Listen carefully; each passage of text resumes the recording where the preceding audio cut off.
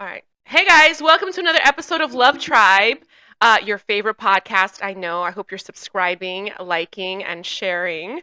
Today we're going to talk about relationships. A saucy topic. Relationship expectations, dating in today's world, marriage in today's world, and also what do high value women want from a man? I think there's so much confusion about what women want, but we're going to get to the root of that today with two lovely guests that I have with me in this, Be Your Authentic Self podcast. I have Vera Rodrigues, Hello. yes, affluent business owner in the skincare industry. And I have with me Jane Marie. She's joining us. She's also another boss lady. And we're going to start by basically doing a little bio on each one so you guys can share who you are with the audience. So I'll start with you, Vera. Why don't you tell us a little bit about yourself? Okay, well, a little bit about me. Oh, sorry. Yeah. Talk into the mic. I want people to know. What happened over there? You're going to edit this after? Slightly, yeah. Okay. Okay. What is that? Okay, just to get that out, get it off. Yeah. Okay, cool. Well, a little bit about me. I have been living here since I was 10 years old. I was born in Miami Beach. Lived 10 years of my life in Italy. And been here since I was 10. I have been married for 6 years. I own a beauty business in Plantation where we specialize in helping our community achieve your dream aesthetic. What else can I say? I'm a Capricorn. I'm a mom of two. I have an 8 and a 7-year-old. So yeah. Should we start over? Because I think my dog's. No, it's cute, babe. Let it be Is it? natural. My dog is bothering Jane. No. Lucky. Shh, go sleepy time, Lucky. Go sleepy time. Go sleepy time. Sleepy time. Good dog. Go sleepy time. You're a melatonin. Shh, go sleepy time. Go. It's okay. Go sleepy time. Good boy. Okay. So let's move on to Jane. Thank you so much, Vera, for sharing about yourself. We're doing a pass the mic version of this podcast. So Jane, tell us about yourself. Little Thanks bio. for having me. Just a little bio about myself. I enjoy helping other women build confidence within themselves through fitness, through nutrition. Before doing that, you have to, kind of target the mind and understand why we're not trying to be better. Are we not valuing ourselves? So we kind of go through that first, and then we focus on fitness and all of that. So I love it. I love doing what I do and helping other people become better. Okay, that's awesome. All right. Okay, so let's get into the meat of it. So relationships. I'm going to start by basically prefacing this by sharing some information. When it comes to relationships between men and women, or we're going to talk about male and female, I don't think we're necessarily just referring to like the physical design male and female people. We're talking about in terms of male and female dynamic, because in every relationship, no matter how we want to look at it, when it comes to psychology, the mind works on the dynamics of the different types of polarities of energies. So there will be male and female interaction for a relationship to exist, regardless. It doesn't matter what your preference is. So that's for anyone watching. So we're going to talk about expectations in relationships. What do you expect when you're in a relationship? And we're coming from a woman perspective, because I think there's a lot out there about how men, what they expect, what they're looking for in a relationship, how to get them to commit and stuff like that. But let's talk about what do women expect? Because sometimes I don't think it really is what's it's all cracked up to be. Yeah. So Vera, in your opinion, let's pass the mic. Tell us, what are some relationship expectations that you think are important for you? Well, there's definitely a lot of expectations that I have I'd say as speaking as a married woman, I expect to feel safe. Expect to feel, there's expectations in regards to communication, of course. And that sounds super cliche, but I think it's extremely important for each of us to understand what role we play in the relationship. I also, number one thing I would say, though, that I really give priority to is feeling safe. That's both financially, emotionally, because I have been in a place before where I did not feel safe. Yeah. And I would say, now I've been married for 6 years, but I can say, I'm going to be super, honest and real. A few years back, I did not necessarily feel safe, And I remember when I was going through that, I didn't feel like my best self. I didn't feel like I could live in my feminine energy and stay there. And a lot of times I felt very masculine. And I'm not talking about like appearance wise so much. We've talked about this before. I'm talking more just kind of like I felt like a lot of pressure on having to take care of things, having to solve problems. Like if there was a problem, I never saw it as, oh, it'll get fixed. Right. It was like, okay, now what am I going to do to fix the problem? Right. And now it's like I'm on a completely different point of my marriage. And we'll talk about that later on. Yeah. But I would say definitely the number one thing personally for me is feeling safe. And like I said, that's both financially, emotionally, and obviously communication. I think it's very important for us to be honest with one another, for us to really tell it how it is, and respectfully, not hurting each other's feelings. But Right. Do you think at the beginning of your marriage, was it easier, or at the beginning of your relationship that became your marriage, was it easier to communicate at the beginning compared to how it was as time went on? No, It was harder? I would say the contrary, because at the time I also wasn't as emotionally intelligent as I am today, Right. and neither one of us were. We were still growing together. I mean, me and him, we got married when we were really young. You know, I was 22, he was Right. 21, and I still had a lot of unsolved trauma. Right. And I didn't know how to communicate things in a respectful and peaceful way. Okay. So I felt like in the beginning it was harder. Where you would think the opposite, right? You would think like, Yeah. oh, it's in the beginning of the relationship, it's probably easier to communicate.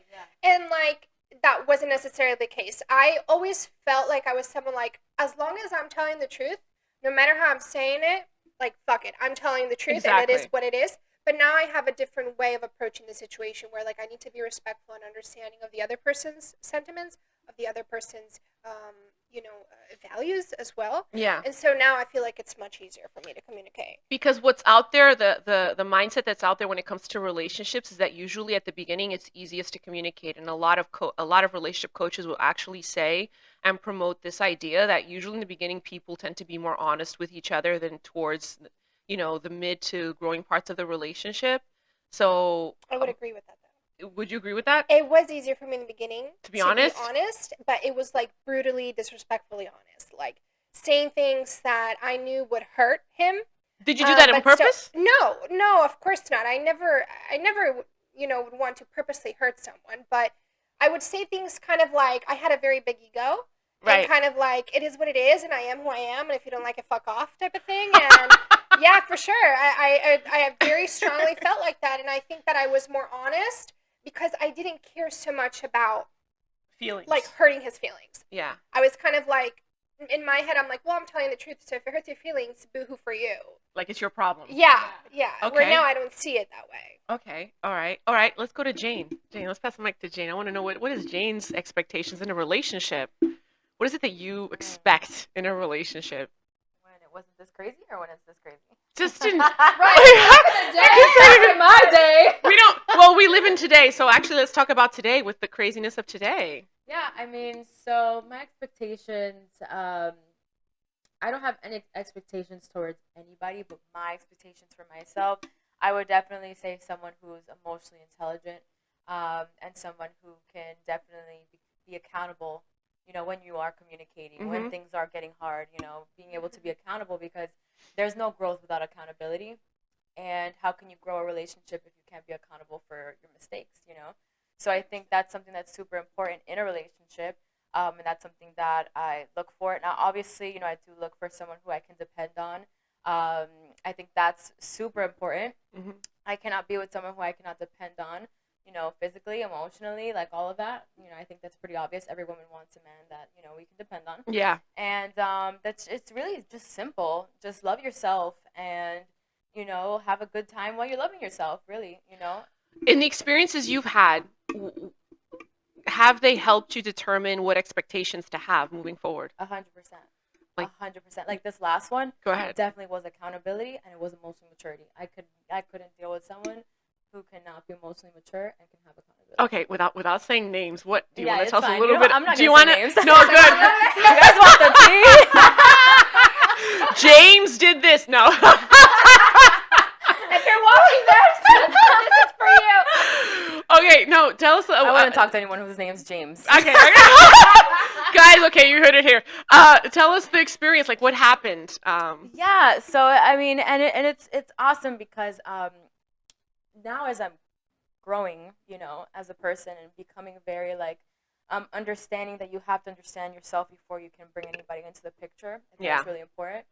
And I think through the process that life has put me through, I'm happy that I can now understand myself and what is that I'm looking for. And through that, I was able to choose somebody that I want to invest into. Right. So I chose someone based off of their morals. I think that when you're with someone, your morals, your values, and your vision has to align. Yeah. And that's kind of where I was. And I think that our morals, our vision, and our values aligned, which is why I continue to speak to this person.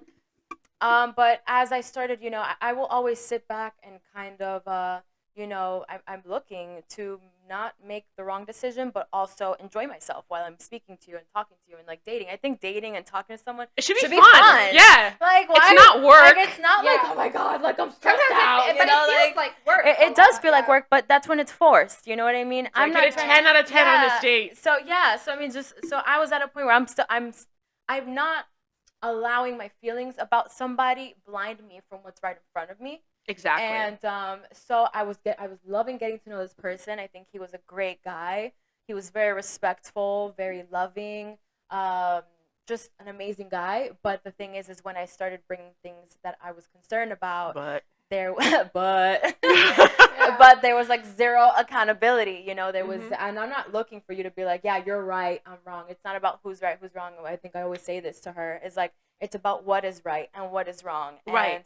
And I think that when somebody is not able to see their fault, even when you're bringing it to them, and I'm not saying, hey, you're like this, and I'm saying, hey, this made me feel this way, and maybe, you're just having a conversation, and like maybe a discussion. Maybe we should like visit why you're feeling this way, Yeah. And he'll be like, and I'm just like, I can't grow this relationship if you cannot be like accountable for your mistakes. Yeah, they were just he had no emotional intelligence. Yeah, zero emotional intelligence. Just somebody. People want the fantasy and the girl, and they want the girl that cooks for them, and they want the girl that makes them feel good. And don't like women will do that. We will make you feel good. We will love on you. We'll make you look amazing in front of your guy friends. Like you know what I'm saying? We'll make you look good. But when we come home and you cannot give me that emotional intelligence and that security emotionally, I can't do that. That doesn't turn me on. That actually turns me completely off. Oh wow. If I'm doing my part, like dude, at least thing you could do is be like, you know what, you're right. I am this way and I'm sorry I'm like this. Like I'm gonna work on it. Right. Just give me a chance. Like I know I'm struggling with this and I'm not perfect, but I know that I need to work on that. A guy who tells me that 100%, like, let's go to the bed. You know what I mean? Like, like that's hot to me, you know? But when you're like, I don't know, and you start gaslighting me into thinking that I'm wrong for feeling that way because you can't be accountable, then that's when we have a problem. Oh, my God. I just experienced this, several times over. Not just once recently, but, several times over. It's what happens when you're in the dating pool. And you date so that you can know who you want to, mate with. And the experiences I keep getting is just... like you mentioned, Jane, like they don't really understand how to take accountability for even what their position is as a man in a dynamic of a connection. Yeah. That's another problem we have. And I'm going to ask Vera about that because she's an expert when it comes to energies between the three of us. So I want your take on that. Like, do you find that in today's world, men and women are having like a confused idea of what their role is in a dynamic? Yeah, I mean, I think that for a very long time, women have been working so hard to try to be equal to men. Yeah. And, the reality of it is that we're never going to be equal to men. And that does not mean that men are higher above us. It does not mean that they are below us. I just think that for the longest time, when we're trying so hard to be equal, that a lot of women nowadays are living heavily in their masculine energy and therefore attracting the wrong type of men. Feminine like men, men that are not willing to provide and protect. Yes, protect, provide, make you safe. Yeah, so 100%. I think that it takes a lot of work to First of all, like, I feel like people should really educate themselves more and understand. Like, I know everyone throws like, oh, feminine, masculine nowadays. Yeah. It's like super popular or whatever. But I feel like people really need to learn about feminine energy and masculine energy because it would help them so much in the world of dating. And like, you would be able to recognize like red flags like that. If you actually like took the time to study a little bit about it. You don't have to, do like a course on it. But if you read like a simple book, or even I really recommend for anyone that is looking to be in a serious relationship or that is currently in a serious relationship, if things are not going well, I recommend the book. It's an old book, Men Are From Mars, Women Are From Venus. Oh, yeah. Yeah, no, I like forgot that about book, that. dude, that book, honestly, I would say changed the way that I looked at myself in the marriage and how I looked at my husband as well. Right. Because a lot of times I would read it and I'd be like, oh my God, like, I make these mistakes. Like, this is so masculine of me. And then, of course, he's going to react in like a feminine way because there has to be polarity. And if I'm the masculine role, he's naturally going to fall into the feminine role. If I'm always trying to take care of him and I'm always trying to solve all his issues and I'm always trying to, and then it's going to be like, eventually I'm going to be like, am I your mom? Like, what is this? Like, it doesn't feel like, oh, like this is my... You actually create a scenario where you turn your own self off in the relationship. Yeah, and then it's not sexy at that point. Yeah. Like, it's not sexy for a woman to be with a man that you feel like you have to constantly babysit and solve their issues and tell them what to do. And for every issue, they call you to get your, like, approval. You know, like, why are you calling to get my approval? Like, figure it out. Then you can, of course, you can come to me and ask for my opinion because I always say, like, the women, like, the men are the head. And the women are the neck. So obviously, like, come to me and I can give you my opinion on things, but ultimately, like, I expect you as the man to make the decision that you feel like. So yes, I definitely feel like this is a big issue. They're confused about their very confused, energy. both men and women, because like a lot of men are resorting into their feminine energy, as in like, oh, the women should pay 50% of the bills, and like, let me tell you something, like, I gotta say, like, I lived that. I lived in the beginning of my relationship where me and my husband were splitting everything 50-50, and even back in the day when we were younger and weren't as financially secure, the both of us, even sometimes dates. And and that is when I was like in my complete masculine energy. And I was not happy. I was not thriving. Who imposed that, though? Who wanted that in the relationship? It naturally happened. It just happened naturally? It naturally happened because we were very young when we got together, and both of us were kind of like, we need to help each other. Yeah. You know, so... Survival mode. Yeah, it was like survival mode for sure at its finest, but then like when, both me and my husband started getting more stable, and now my husband is like at a completely different level of where he was maybe 2 years ago, like now I completely disagree. Right. Like, women should not be paying 50-50. No. Women should not be paying for dates unless it's totally fine for a woman to say, I want to take you out on a date. I want to take care of you today. Yeah. But in a special occasion, but when it comes to expectations, like if we're going on a date, I do expect my husband to pay, and he does. Yeah. But because now I for lack of better words, I almost like imposed it on him. Right. In the sense that, just so you know, if we're going out, you have to be financially responsible for everything. And it makes me want to get in the bed with him at night. Yeah. Like, it makes me sexually, like, attracted to him, not just... And for me to feel, like, that sexual, like, tension or, like, that attractiveness, I need to feel like I'm being taken care of, feel safe, secure, and that also means financially. Yeah.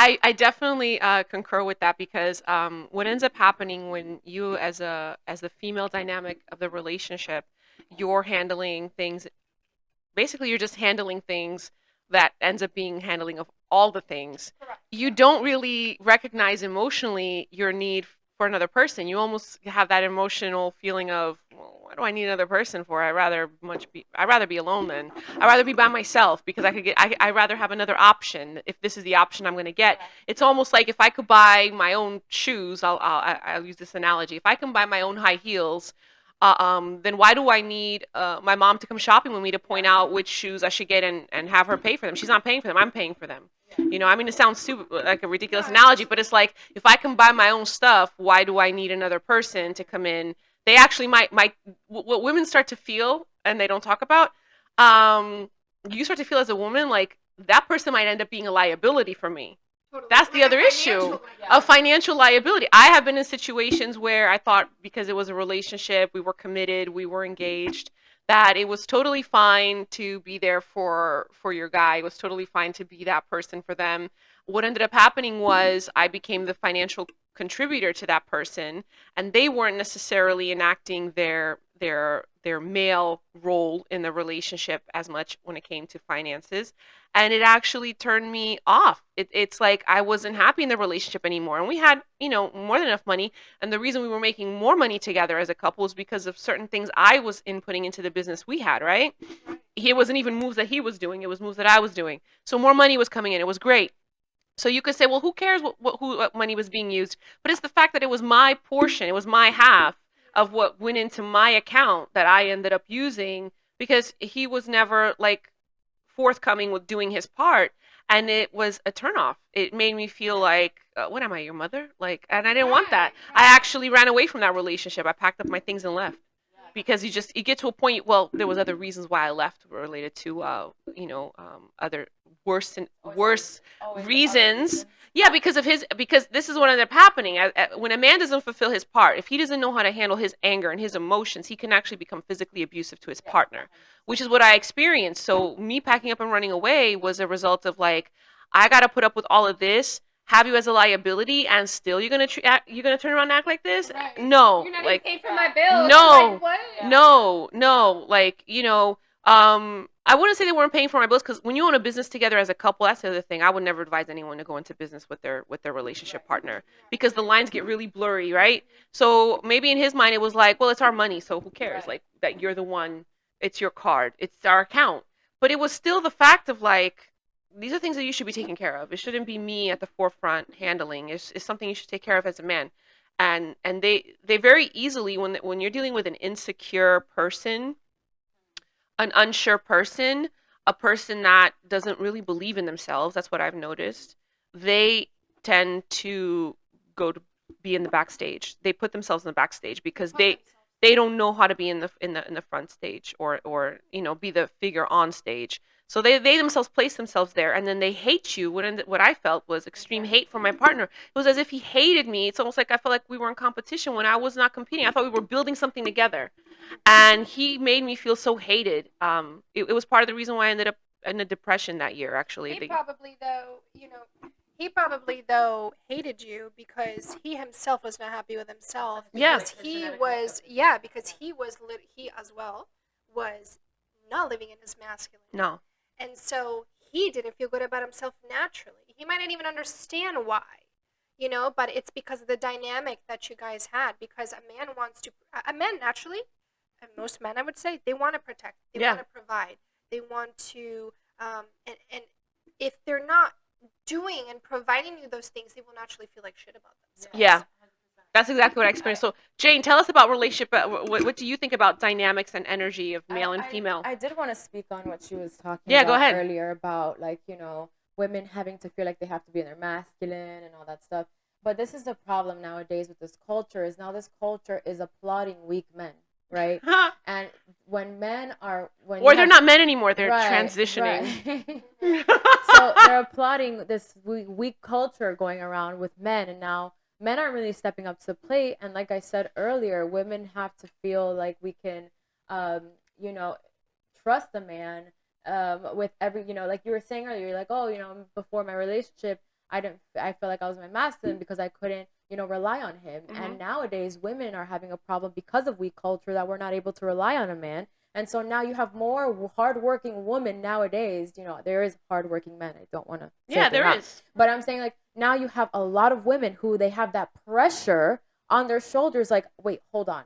Not that we rely on men for, finances and stuff. I hope we're not like that. But I'm saying, like, nowadays, the whole, a man taking care of a woman is like, how can I allow this man to take care of me when he's weak? He cannot Yeah. make decisions. He's not emotionally stable or mature. He Mhm. cannot be accountable for his decisions. He's insecure. He doesn't believe in himself. And you expect me to put my life in your hands? How do you expect me to make a decision? Let's say if we have kids and we have all this stuff, I'm gonna be scared in the back of my mind subconsciously, because I feel like you cannot make a decision when I'm not around. So a lot of times men are like, oh yeah, but she's too alpha and she's too this. But No. maybe if you were a little bit more stronger as a man, if you had, the qualities that women, if you do, there's information everywhere with TikTok out. When I was going through my relationship 5 years ago, I didn't have TikTok. I didn't know what Yeah, it gaslighting wasn't. was, and I didn't Yeah. know. I did not know what Like, masculine and feminine was. I didn't know any. Now there's so much information that there's no excuse for you not to be the best individual that you can be. Stop worrying about what this girl has and Instagram and all this stuff. Worry about yourself. Get yourself together.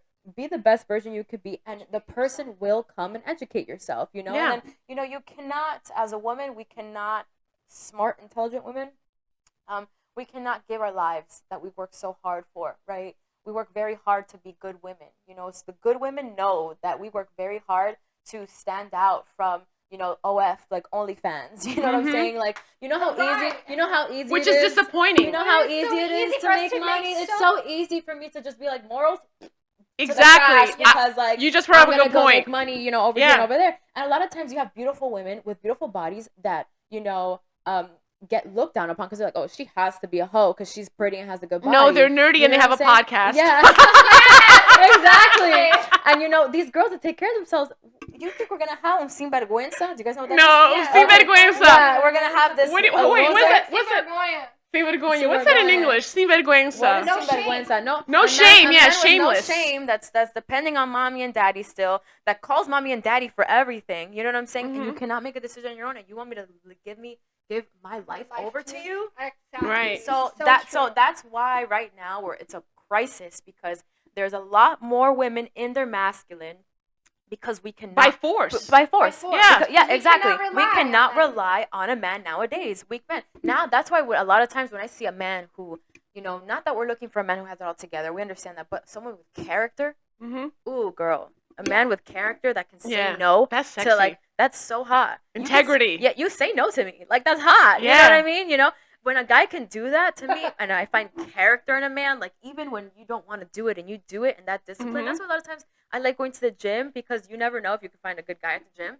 Right, you never but, like, know. a person who's They disciplined have discipline. They go will to the never gym. let themselves down, and if they never let themselves down, they'll never let you down. That's a good point. That's another really, really good point.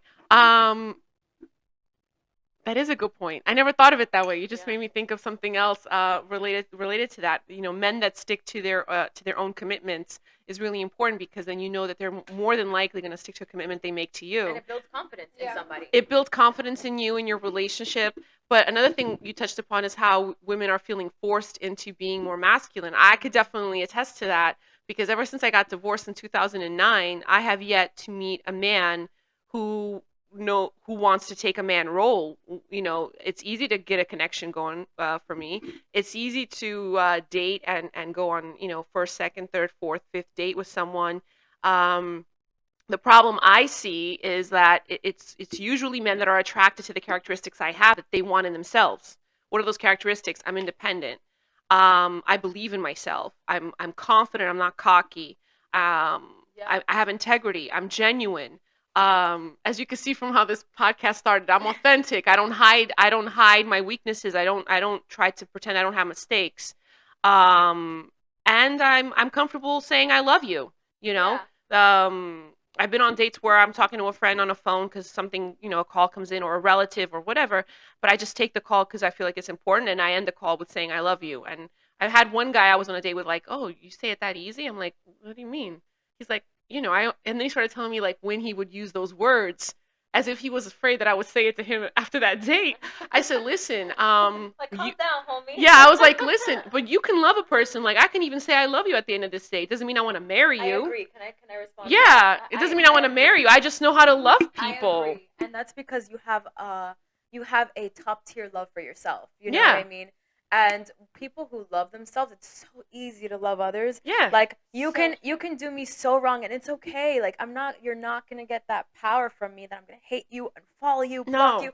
Like I used to be that way, and I learned that that's not the way to, that's not love. You know what I'm saying? It just makes you carry such Yeah. baggage with yourself. And so I remember there was this guy I was talking to, and he goes, 2 months into talking, he goes, I love you, or he said I'm in love with you or Aw. something, and I was like, oh, that's sweet. Like I understand why he would say that, but also I know what it means to you, right? There's a difference between when you say I love you to somebody and like, I love you to somebody. Yeah. And so I was like, what does that mean to you? You Yeah. know, because before I respond back, I want to make sure I understand what you're saying. That's a good question. And I was like, what does that mean to you? And he was like, no, like I'm genuinely, and he started saying why that meant to him. I was like, I'm not there yet, but I can say that I have a lot of love for you, because like because I'm not gonna say I love you to help you and for you to be okay with yourself, and then like I'm the asshole because like you don't say that, you know what I mean? If That's somebody... another thing. That's another thing that has to be considered when you say I love you or you receive the words I love you. There shouldn't be an expectation of that reciprocity happening immediately, because love is really something that's and this is where I had to stand still with people that I coach. Love is meant to be unconditional, and that means you don't expect to hear it back just because you say it. Yeah. It's like giving someone a gift and thinking like immediately after I give you, let's say I give you, I'll see something big. I give you a car, Vera. I'm gonna gift you a Lamborghini, and immediately I expect her to give me a house. Like that's not what love is. That's not love. Love is I give you a Lamborghini because I wanted to give you a Lamborghini. Yeah. Maybe I have extras, and I gave you one. I have extras. That's why I give you one. The same thing with love. I have extra love for myself, so I'm able to give love to another person. You have it though. Yeah. And this is the problem. A lot of people, especially nowadays, are expecting somebody to give me the love and give it back. Give me the peace, give me the joy. But like you have to have that yourself because I can't be at a deficit and then now I'm in a negative and you're asking me for it. You can't pour from your cup. And going back to what you said about the somebody reciprocating the words and whatever. That's if you're expecting to receive someone to say the same thing, then at that point you don't love them. You're in lust with them. Exactly. You know what I'm saying? You don't love them. Exactly. Lust is conditional. Yes, because when we talk about male and female energies in a relationship dynamic, there is a spiritual component to it, and people nowadays they are so lonely. And I think after the pandemic, people became more aware of how lonely they are because they were stuck at home. That they want immediate relationships. Like I've been on scenarios where after a first date, they're already talking to me as if we're already like in a relationship, and I'm like, what? Like that's, and I have to bring it up as if it's unhealthy. But then you start to question yourself. You're like, wait, am I the one with the problem? Am I the one that like needs too much time? I'm like, wait, like, what? Am I like not emotionally? Yeah, am I? Because, like, I'm not okay with all of this love bombing. Yeah, exactly. I'm like, or you start to feel like, especially if you're a healed person, you actually start to feel like, am I in a position where I feel like I don't deserve love? Like that I don't even see this in a relationship? And you're like, wait a second, we've only had one date. What the heck? Yeah. People want immediate relationships, so they'll be telling you before a month or 2 months in, I love you. When the truth is, love is a decision that you make, and it's a decision you make even after you're married. You make it every day. It's not just like something you just say because it's a pink colored rose glass feeling. Yeah, go ahead, pass the mic. I feel like though, like in the American language, we only have one way to express verbally to the other. It's I love you.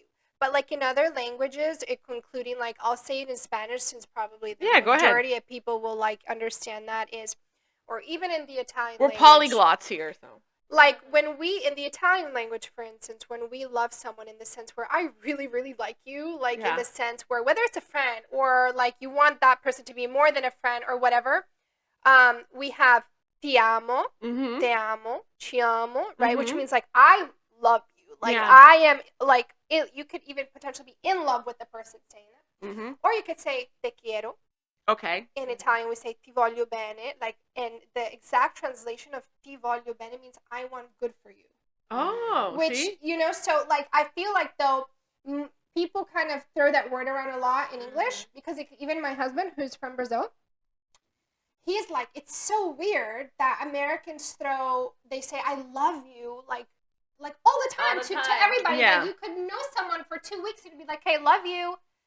And then there's like love you, there's I love you, which is maybe a little bit more intense, but in the sense like I feel like that a lot has to do with like language though, because some people will say it, sure, they'll say it after a month, but just because they say I love you doesn't necessarily mean like I would die for you. Exactly. You know what I'm saying? It means like I really like you, like I respect you, I admire you, I want something more with you, but it sometimes not.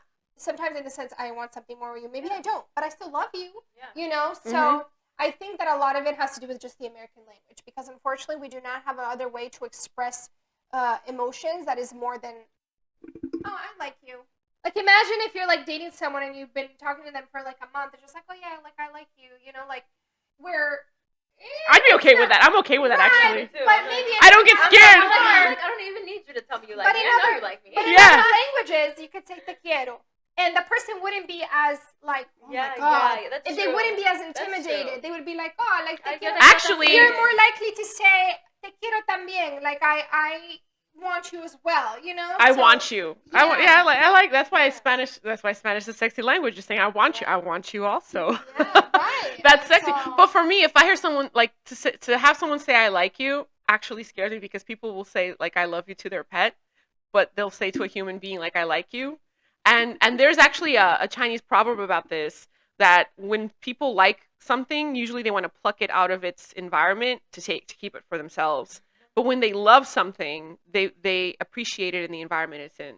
They don't want to Which don't is want to pluck it beautiful. out. That's You nice, know? yeah. So to love someone to love anything is to appreciate it in its environment. Yeah. You know? Right. And I experience this with my dog. Like when I take my dog out for walks, and sometimes he likes to grab inanimate objects or bones that he finds. You know, most owners will try to battle with their. What kind of bones you What kind of finding bone you outside? find? I know. I know what you. He's fighting femurs. No, What kind of it's animals not. are dying out It's here? not femur. No, it's like chicken wing bones and stuff like that. But anyway, so he finds them. Throwing chicken wings in the street. When I first got the dog, he's a rescue dog. When I first got him, I used to fight him because I was just liking him. I used to fight him to get the bone out of his mouth, right?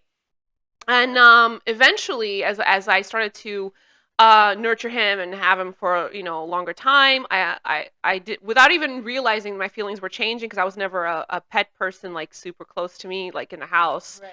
I grew up in a farm, so pets were outdoors. So to have a pet this close was like an alien. Like I don't know how to feel like, about weird. this. Yeah. And so then as time went on and I take him for walks, now he still grabs stuff. I don't take it out. I don't take it away from him anymore, because now I love my pet, right? So what do I let him do? I let him have the environment experience that I'm bringing this bone home. I'm going to put it on my bed and it's going to be my toy, you know? Right. So he does that, but then what do I do? Because I know the bone is not good for him, and this is where then you go in as a person that truly cares. You just try to protect them. I obviously get the bone away when he's distracted with something else, but I let him have the experience of bringing it home and feeling like, I'm going to have this, I let, because I love him. So people can do that with pets. I feel like it's not hard to do that with people. Yeah. People just make it hard to do that with people, because one of the reasons that people struggle with this is because they don't know, they're afraid that they won't know how to handle a situation in the event that they have to get out. And that's why they struggle with loving people, because they don't know how they don't know how they will handle themselves if they have to get out. Right. Out of what? Out of loving that person, away from that person, detach from that That's it, person, yeah, break yeah. that relationship, break that connection. And so that fear of not knowing what to do if that happens keeps people like at the shoreline of like, love is, I don't know. So then you have these men that are like what I call lukewarm men. Lukewarm men. They don't like, and it's like, shit, act, like move forward or move back. What are you doing? I think that has a lot to do with the experiences. You know what I'm saying? Like let's go back to the dog reference. Right? Yeah. You go to a rescue and the dogs are going out of control. It's because of what their experiences. Yeah. So a lot of times, if you don't retrain the dog, from its past experiences, it's going to continue to act out and do the same thing. So not that I'm trying to reference dogs to men. I know we're not. No.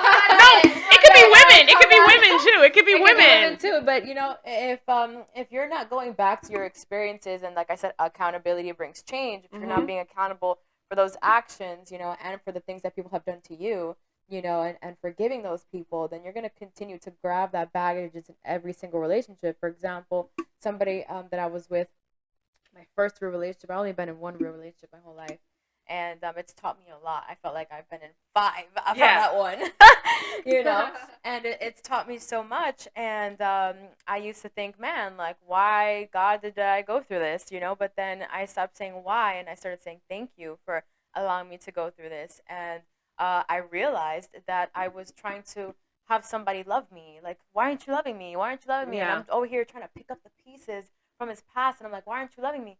And little did I know that I wasn't loving myself because I was allowing this person not to love me, and me trying to pick up somebody's mess and being their mama and all this stuff. Like, it's not going to work that way. And a lot of times, people can't love you because they're scared of that rejection that you were Yeah. speaking about. You know, they're scared of, okay, if I get too deep into this and I have to really expose myself, are they going to accept me for who I am or not? And so it goes back to the rejection that they've had with different relationships, whether they've been in divorces before, you know. And if you're not going back, again, being accountable, trying to be better, then I think you're going to find yourself in those, you know, wishy-washy, you know, lukewarm men, you know. Yeah. So I think the expectation here is be decisive. We expect when it comes to women, at least the three of us, I think the expectation is be decisive, make a decision, and don't go into it unafraid. That's another thing. Yeah. Go into it unafraid. You can't say that you're brave and you're not scared of anything and that you're a man and that you have courage and then you're afraid to like allow yourself to get into a relationship. You start to play these games of like, I'm not going to show interest so that they can call me more or they can connect with me They more. They try to want make- you to chase, which is unbelievable to me. They try to make calculated risks. Well, I mean, Yeah. I like, you know, I can't talk too much about the dating world because I haven't dated in like so long. But, so I wouldn't even know like. But I think it happens when you're married too. It doesn't Yeah. stop. Yeah. I don't think it stops just because you're married. No, It you just have to learn each changes. other. It Yeah. just transforms into something different. Dynamic is different. Yeah, but Yeah. like definitely in regards to like dynamic, like you cannot expect a woman to chase you. And like you said, I guess you know, even relationship wise. That's another expectation. Men should be the ones chasing. Yeah, and it has to be like that in order for it to work. Like, I don't know, like if Yeah, you could talk about SEX. Oh no, SEX. Like for instance, like I find it strange and uncomfortable for me if I'm initiating. I don't necessarily like I can initiate by in a sense like giving you a kiss and like maybe like rubbing you a little bit to have you understand like where I'm trying to go with this, but like I'm not going to like be going after you and like chasing you and like initiating things. You and, know like, what? Because then I will not be turned on. You know what? You just brought up another good point, That's and so I bet true. Jane has more to add to this. When I'm a virgin. if Okay. if a SEX? What is that?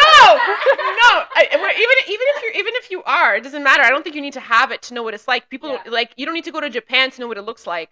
You could look up pictures of it. You could media of it. So even when it comes to intimacy, it's not about you have to practice it to know what it is. It's still going to be there regardless. But anyway, take away that you have an established relationship. I think that the man chasing part, even like in the early stages of a connection, starts to create a painting in a woman's mind of like, damn, if I gotta chase you for this in this scenario, then when it comes to that, you don't even know what to do. Like you won't even, it really won't be a turn on. So you're turned off from the beginning because you're like, you're not chasing me. And men have this negative idea of what chasing is. Right. And in regards to that, again, like I feel like it depends a lot on the. Well, actually, I wouldn't even say it depends on the scenario. No, just period. I think that, and like you said, men get kind of like scared of the word like chasing. Yeah. But It like triggers naturally, even in the animal kingdom, Yeah, Mhm. I was just gonna bring that up. Yeah. you like the Yeah. lion, Look at the the lion. the lions, The lion chases the lioness, the guys. birds are the ones that put up the feather and do the dances to Mhm. attract the woman.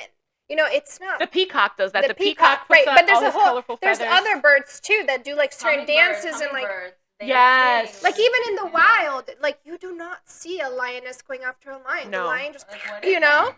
What is And that? Yeah. naturally in the animal kingdom, the lioness is going to be attracted to the lion to the what are they called like the lion The lion. no the lion but the one that's like the alpha The lion that's in strongest charge one, of yeah. everything. Yeah. Oh The yeah, strongest she's one. attracted to him because he's the one that always. Yeah, because he's the one that always naturally- attacks first when they're hunting. for well, you food. even in like lions, there's always like the lion king.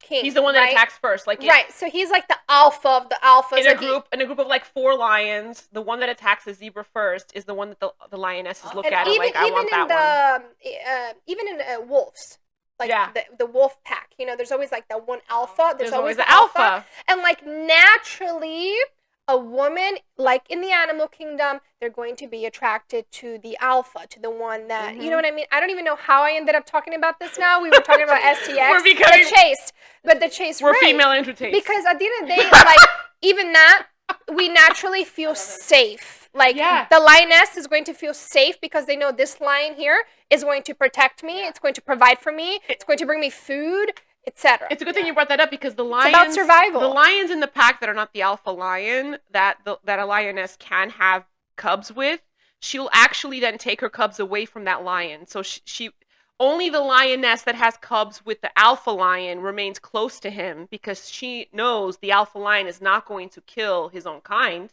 Yeah. But the other lionesses that have cubs with the lions that are not alpha in the pack, those lions, because they're not alpha, they actually see their own cubs as a threat, and they will try to kill their own babies. Yeah. I did not even know. So that's another reason why women are attracted to alpha lions in the wild. Go ahead, pass it to Jane. Understand why you might have more why to talk guys about why guys are scared of chasing. We went into the animal kingdom. But it's funny because I think we spoke about this a long time ago, and I remember I was like, oh, what do you do like before you go to sleep? And we were talking about like the animals and like, you know what I'm saying. Or I think we were watching it one time. Wait, together. you watch Animal Kingdom watching stuff for going to sleep? Like animal stuff before National we go to sleep. Geographic. I like. You get into that? I love watching it. Animal sex? Yeah. No. You're like, yeah. Wait, no. Freaky, but not that freaky. But I remember there would be times where lions would come into their territories and they would fight these lions to see who's stronger, and then the strongest lion stays with the female lion. He gets the hot queen, He gets the queen. But guys, I think that, you know, they cringe when they hear the word chasing. I'm not gonna chase her. Da da da. It's what they're saying is that they're scared of rejection. Yeah. Totally. Because a lot of times, I mean, think about it. It takes a lot, you know, you have to get this is a man's perspective. I have a lot of guy friends and they tell me this. Go ahead. Like, you know, so they say, hey, look, like when you're at a place, right, and you see a girl and men observe good guys. I'm talking about good guys. Not they observe. Not the ones that are like, because they know the woman's gonna represent them. That one thing guys have told me, the ones I've life coached, they know that the female they pick is gonna represent them. Yes. Right. And guys like a woman that can make them look good, better, right? Yeah. And status. A guy would like to pick a woman to where his status looks, you know, elevated. Nice, right? So they're gonna observe, and once they observe, they're gonna think, okay, should I go up to her or not? And they start to think already in their mind, okay, I'm gonna say this, and then I'm gonna see, you know, what comes from that. You know what I'm saying? And guys are already thinking of the rejection before it happens.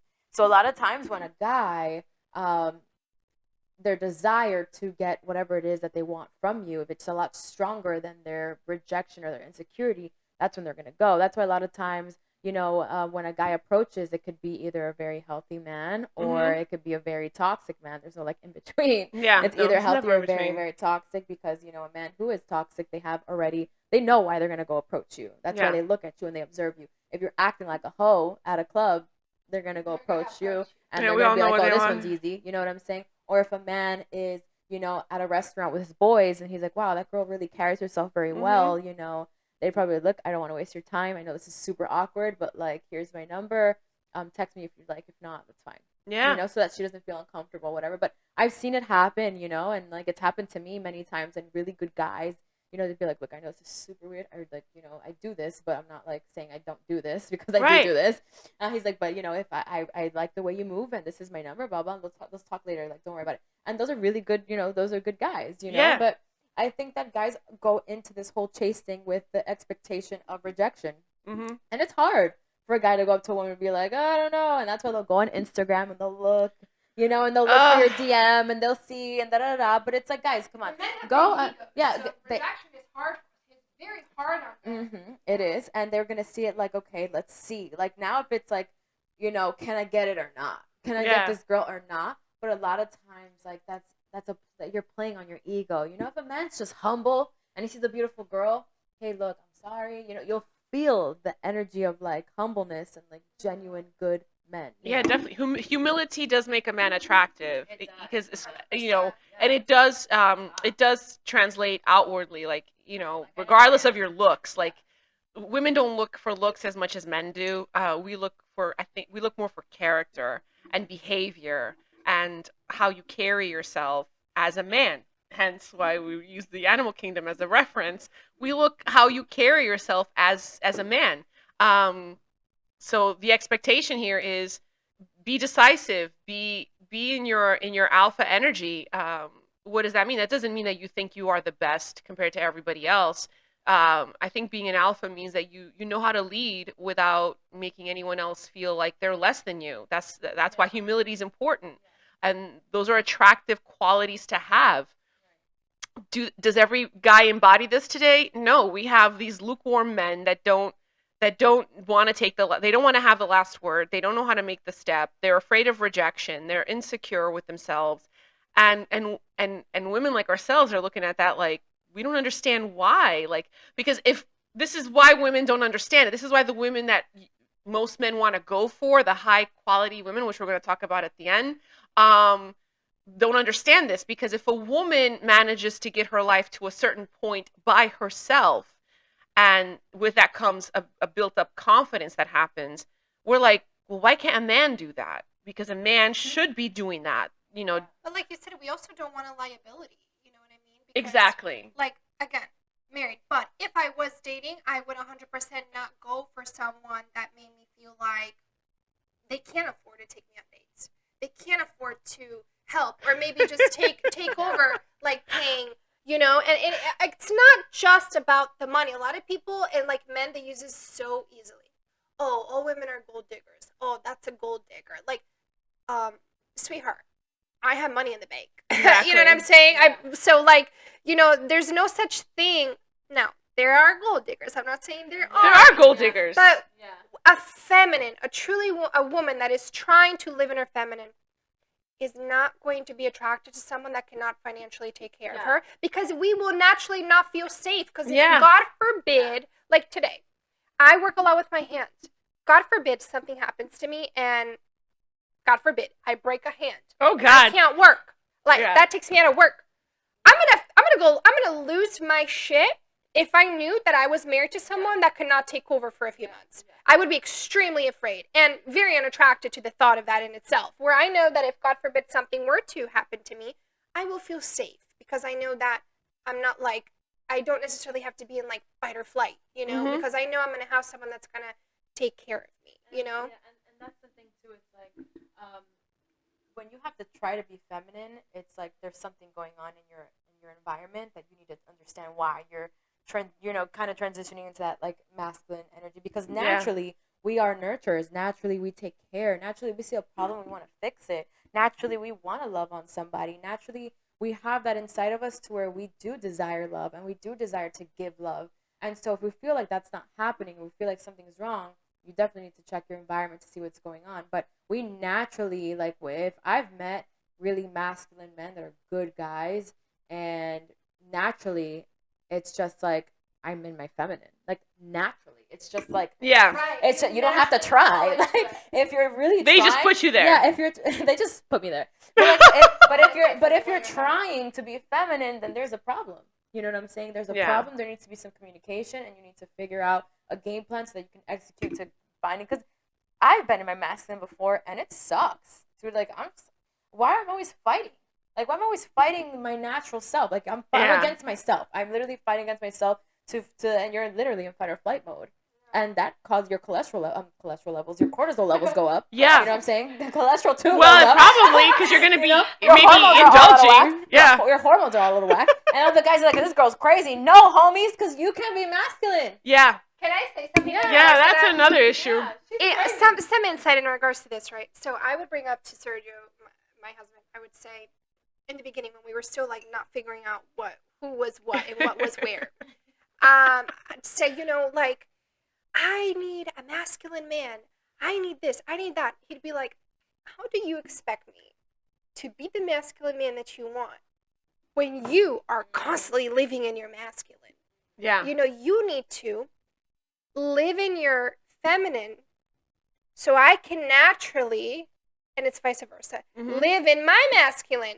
But if sometimes I'd be like, make your own decisions or whatever. He'll be like, okay, but when I do make a decision, you always have to like try to convince me of how I'm wrong and how I should do it your way. Yeah. And I started looking within and be like, wait a minute, but I'm over here and I'm expecting him to live a certain way when I'm not allowing him. Yeah. Right. You know, but for again, speaking in regards to this, for a long time, I was like kind of like bitter because I felt like, okay, how the fudge can I live in my feminine when I'm paying half the bills, Mm-hmm. I'm taking care of the house, Mm-hmm. taking care of the kids, I Mm-hmm. got to worry about what you guys are gonna eat tonight. And clean the house. Got to make sure I look good, take care of myself, Clean the house, make sure laundry. that my nails are on point, my skin's on point, my body's on point, my hair is on point. Got to look good for you. I got to have sex with you. Oh, God. I gotta perform fellatio. I gotta do all these things By that the you time want you're me done. to do. But how do you expect me to live in my feminine when, like, on top of everything that I have, all the responsibilities, then you expect me to like pay for half the bills on top of everything else? Yeah. Like, I'm already bringing you as a woman so much value, so much nurturing, so much, and it's like, I gave you what are you humans. doing? What do I need you Right. for then? What do I need you for? A woman, and this is the thing, is that I heard this the other day and I almost lost my shit. When I heard this the other day, and it's like, a guy goes, what is a woman bringing to the table? What? I was like, Steve Harvey has a nice answer for you. Steve Harvey. Steve Harvey has a nice answer. And All of this. And I remember I heard that when Steve Harvey said a woman can make two of you. Yeah, a whole new You you. can birth a whole new man, and guys don't understand. I don't need to do that with guys that have there's a lot of men that are out there that have a lot of bitterness towards women. Yeah. Okay, and I understand because I can. Maybe I they've been understand- hurt. I understand that not a lot of women Infidelity. have taken care of men the way Right. they should, and I understand that, but now they have to kind of understand, like, there's certain things you have to look at, which comes emotional intelligence, where you have to see a woman and be like, these are not red flags, I'm good, or these are red flags, abort mission. But that goes into accountability. The man has to take accountability. He picked that partner. 100, he has to take accountability. Now you have to kind of see And then why. forgive yourself for that. Exactly. But going to the part about the a woman bring guys to the What table. does a whatever. woman bring to the table? We definitely are built to make a man and help a man become successful, which men don't understand. Women also don't understand that not all men that you have to go and get with or be with have to be this, he has to be making, Six figures. No, not at all. 6 he feet has to have tall a or nice more. car. He needs to take me out no. No. We're not thinking like that. We're thinking of a man with the good qualities that it's gonna take for them to listen and not just listen but can communicate and all this stuff. That what it takes to build an empire. And men don't understand that. Men will never be able to be successful by themselves. You need a woman. Yeah. The Bible talks about a woman and what happens when you find a good woman. Yeah. It talks about it. Like, there's a guy. I was gonna get into read that. the Bible. I was going to get into that because Read the Bible. spiritually speaking, when it comes to the existence of men and women exist as a byproduct of what men ask for. Yeah. Man asked for a woman. He asked for a partner. He asked for a companion.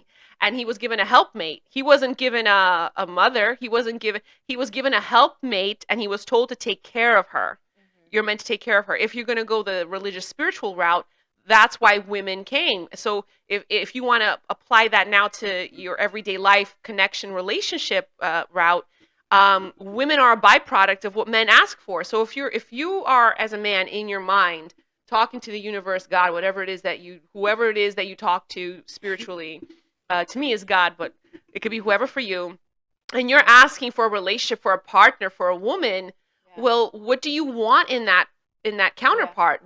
That byproduct of what you're asking for is going to come with the characteristics that reflect kind of like who you are, because you don't get what you want in life, you get who you are. Right. So who are you as a man? You want to get that to complement you or to join you, then you have to be what you're asking for. You can't want what you want and then not be what you want. Mm-hmm.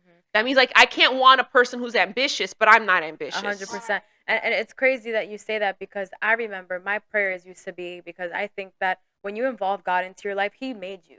Whatever you believe in, whatever higher universe, the power, the crystals. universe, you know, The stars.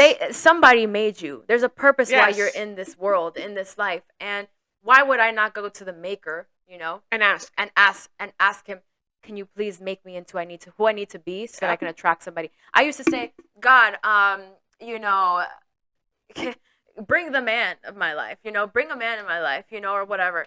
Girl, no, I started changing my prayers to say, hey, God, make me into the wife, the best wife that I can be for whoever it is that is for me. You know what I mean? And I don't live this illusion and this fantasy like I'm the best woman out there, because no, I'm not. I'm so imperfect. It's disgusting, actually. Well, that's what makes you beautiful. You know, like I'm so what, but I know that everything that I go into now, I'm like, what do I need to learn from this? How can this make me better? How can I be better by, like, you know, going through this, whether it's a friendship, whether it's in the family, whether it's financially, whether it's in the business? What can I do so that I can grow from this? A lot of times I also realize too, like going into business, is that like if your business is failing, there's something inside of you that's going wrong. Right. If your relationships are failing, there's something inside of you that's going wrong. You know, whether it's a relationship with a friend or like with a husband or whatever, there's something that's happening. And I think looking inward and understanding, like, you know, you cannot live this life without God's help. Like, if you think that you can do this without God, then you got some pride, you have an ego that you need to check and leave at the door, because a lot of times we're not finding and we're not getting to our destination because our ego is so big that we cannot see what we need to work on and how we can be better. That's a good point. You just brought up a really good point when it comes to expectations in relationships. You have to like kind of like put your ego in its place, whether you are a man or a woman. You know, what do you think about that, Vera? Before we move on to the next topic. And what do I think about specifically what? About putting ego in its place. It's another expectation in a relationship. The ego is our worst enemy, really. Like, it is the reason. Sometimes it can be nice. It can be like, oh, you look sexy today. Yes, I do, ego. You're so good. But that's not. But that's not ego. That's confidence. Sometimes your though. ego will make you think you're the sexiest in the room. Girl, You're well, like, you're the check it. sexiest. Why are they Check it. talking to that Check it. person? That still You're feel so much like, better. I feel like that's still confidence, though. We gotta be careful because ego's sneaky. Ego. I think ego is the toxic confidence. Ego is toxic confidence. Good. Okay, so what do you think about ego? Ego is toxic confidence. What do you think about ego That's a in good a way of seeing relationship? it. Ego in a relationship. What do you think, Vera? Okay, I feel like, though, it's easier to have a big ego in a relationship if you don't feel safe in the relationship. Like, I felt like when I didn't feel safe and secure in my marriage, like the ego was almost like a way of protecting myself. Okay. Because in a way, that's also why we have an ego. But once I started feeling safe and able to show my vulnerability and my vulnerable side to my partner, and not feel like I was going to be gaslighted, attacked, or told I was crazy, you know, then it's like I was able to kind of quiet down my ego, if that makes sense, you know. But prior to that, like, I think a lot of it has to do with like the ego the ego should be something like a light switch that you can turn off and turn on depending on the situation, you know. But I feel like anyone that just lives with their ego is never truly going to be happy and genuine and authentic to themselves. No. I think ego, you're always trying to protect yourself. Yeah. You don't trust yourself in order to see the red flags. You know?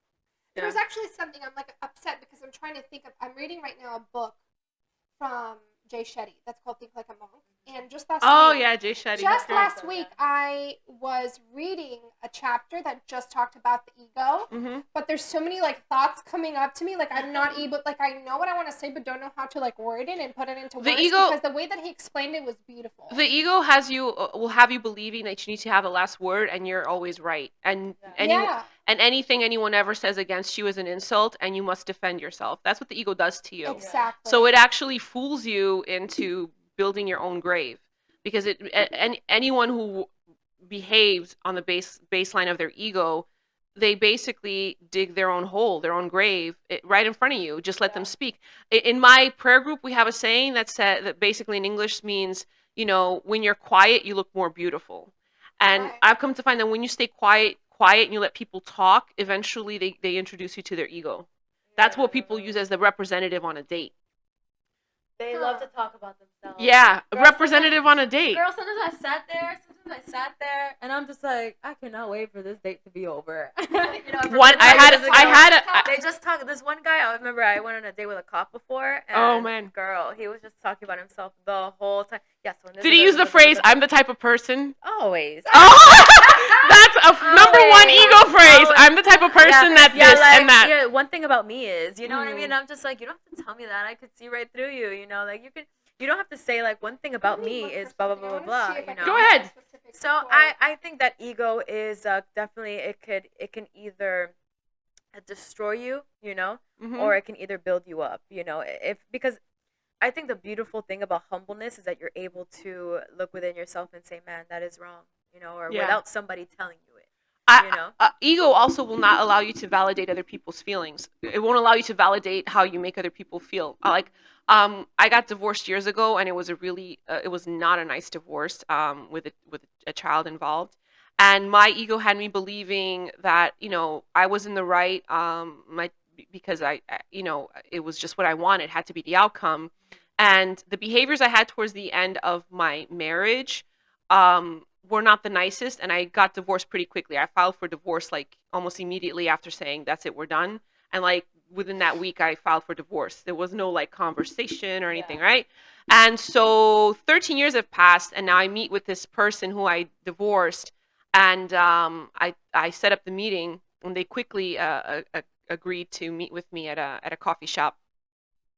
And I don't know what they thought the meeting was for. Maybe I think they thought we were going to talk about our daughter.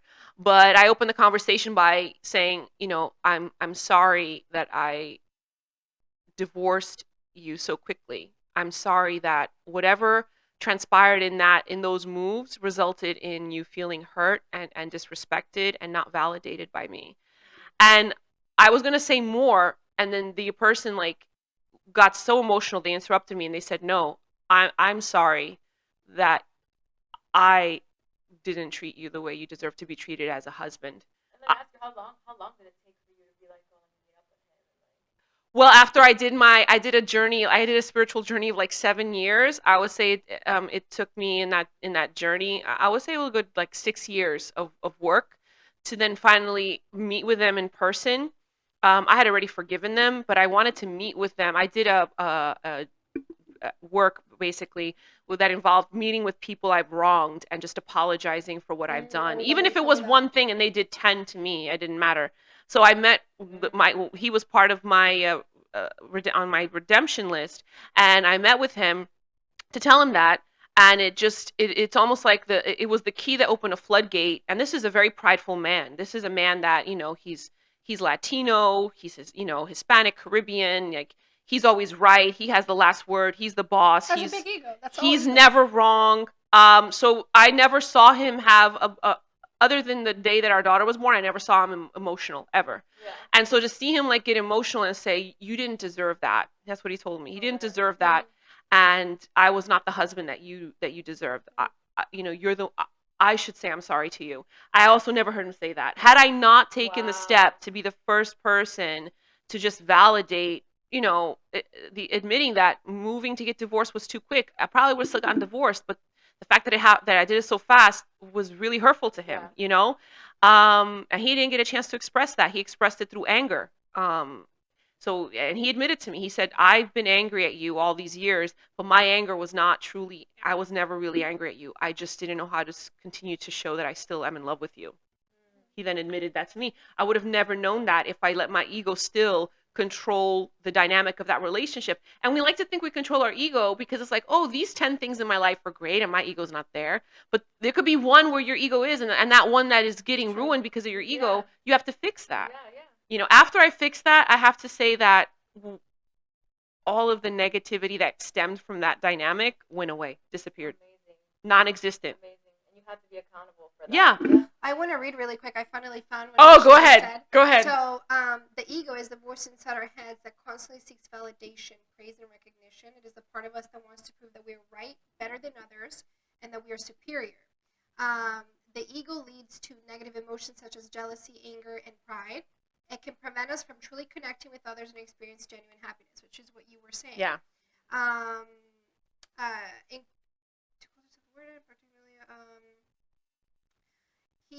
Jay Shetty specifically, he emphasized the importance of being mindful of our thoughts, actions, and intentions. By recognizing when the ego is influencing our behavior, we can make conscious choices to let go of our ego-driven desires and focus on a more compassionate, fulfilling way of life. And that's the thing. When your ego is taking control of everything, you're not willing to hear others out. You're not willing to hear their side of the story. You're not willing to say, wait a minute, hold on, I might be wrong. I just might be wrong, you know? And when your ego is taking over like that, you can't live a happy life. You think your way is the only way.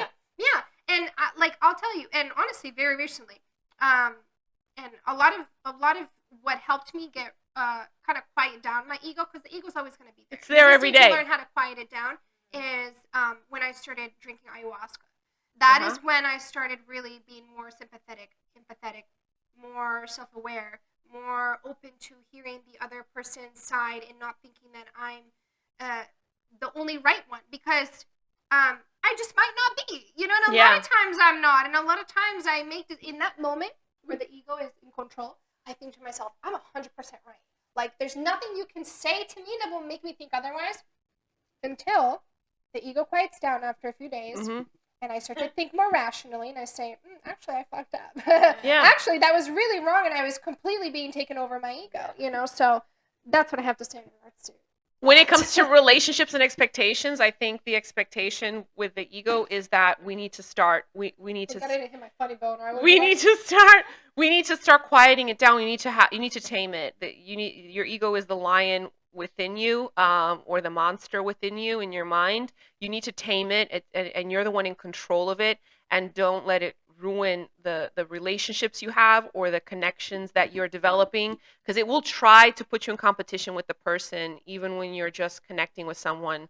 And that's dangerous, because then you're not being a man in the connection, and then the woman is not being a woman in the connection, because you can't compete if you're different. You shouldn't be competing if you're trying to form a team. That's another thing. Let me ask you a question, though, and this might not only be pertaining to relationships. Go ahead. What do you think about, okay, like, for instance, you said in regards to your relationship where you told him that, you know, you forgave him, and you told him that, you know, what you expressed, and you said, if it wasn't because I quieted down my ego, I would have never been able to get that out of him, right? Yeah. Okay. Now, what do you think about, do you think that, let's say someone does you really, really wrong, and you give them 1,000 chances, 1,000 chances, and they're constantly just crushing you, and they are always committing the same mistakes. Now, everyone says you always have to forgive, and if we're going to talk about biblically and God-like, we have to be God-like. We always have to forgive. You're supposed to forgive 700 times a day. But to me, it's like, okay, I can forgive you, but does that mean that I need to keep you in my life? Like, no. Let's say, talking about families, maybe not so much relationships, but let's say it's a father, where you giving this man a million, trillion, quadrillion chances, and he always lets you down and always is controlled 100% entirely by the ego. Should you forgive this person? Should you forgive them and allow them to be somehow a part of your life? And some will say, well, you know, if you don't, then it's because of your ego that you're not allowed, you know. But to me, it's like, you can forgive. Forgiveness doesn't mean continuation.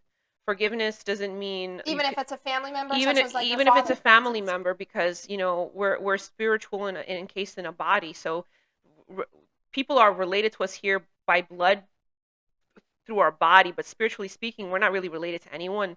So you can forgive. Doesn't mean they have to continue being in your life. And I've dealt with this, actually. I've had clients that have dealt with issues with, like, mother or father that's done them wrong so badly, like so horribly. Brother too that's done them horribly, like almost like put them in problems legally.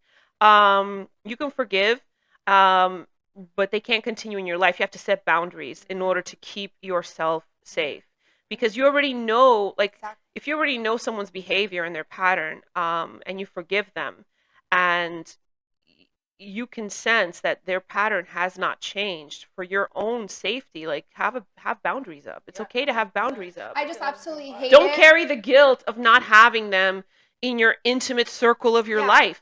I mean, there's an example I use. I'm super spiritual, And if you guys look up the Last Supper, or you know about Jesus and the Last Supper he had with the disciples, Judas did what he did to Jesus. Jesus forgave him. I mean, Jesus already knew everything that was going to happen. Jesus came to earth, and when he was an adult, he knew he was going to be crucified. He knew this. He had visions of this. So he knew who was going to betray him and everything. So he probably pre-forgave. He forgave them before they did the damage, because he still developed a relationship with them.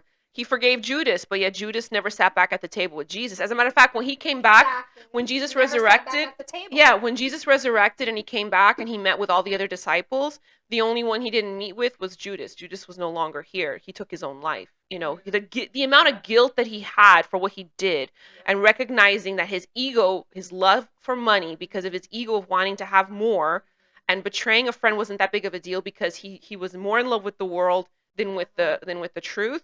He did what he did, led him to then want to kill himself. I'm not saying that that's what you should do, but I'm saying he did not get the opportunity to have Jesus come back to him and acknowledge that you're still in my circle. And maybe that happened in the spiritual realm up there, because weird things happen there that we don't know. But it's the fact that Judas never sat back at the table.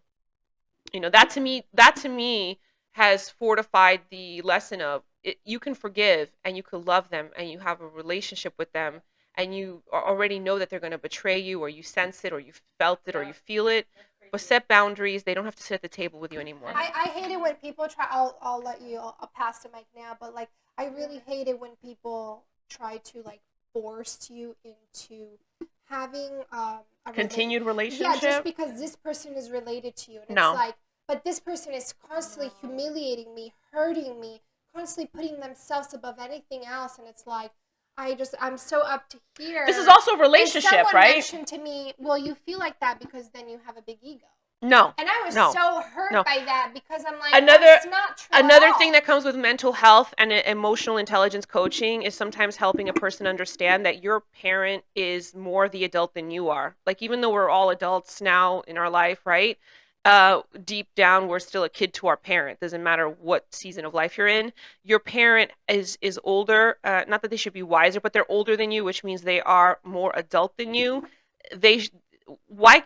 It's also their turn to come to you and recognize they're wrong. Okay, they can't recognize they're wrong for A, B, or C.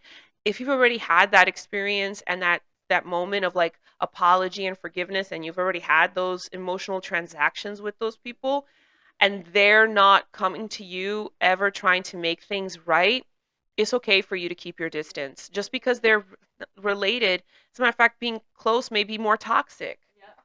You know, do you have something to say? Because this is also relationship. This also affects your relationships romantically. Right. Your familial relationships affects, because then you have this guilt of like, but they're my father, they're my mother, I should be close. Let me tell you, sometimes you have to give the other person space to recognize they're wrong, for them to come back to you and apologize in their own way.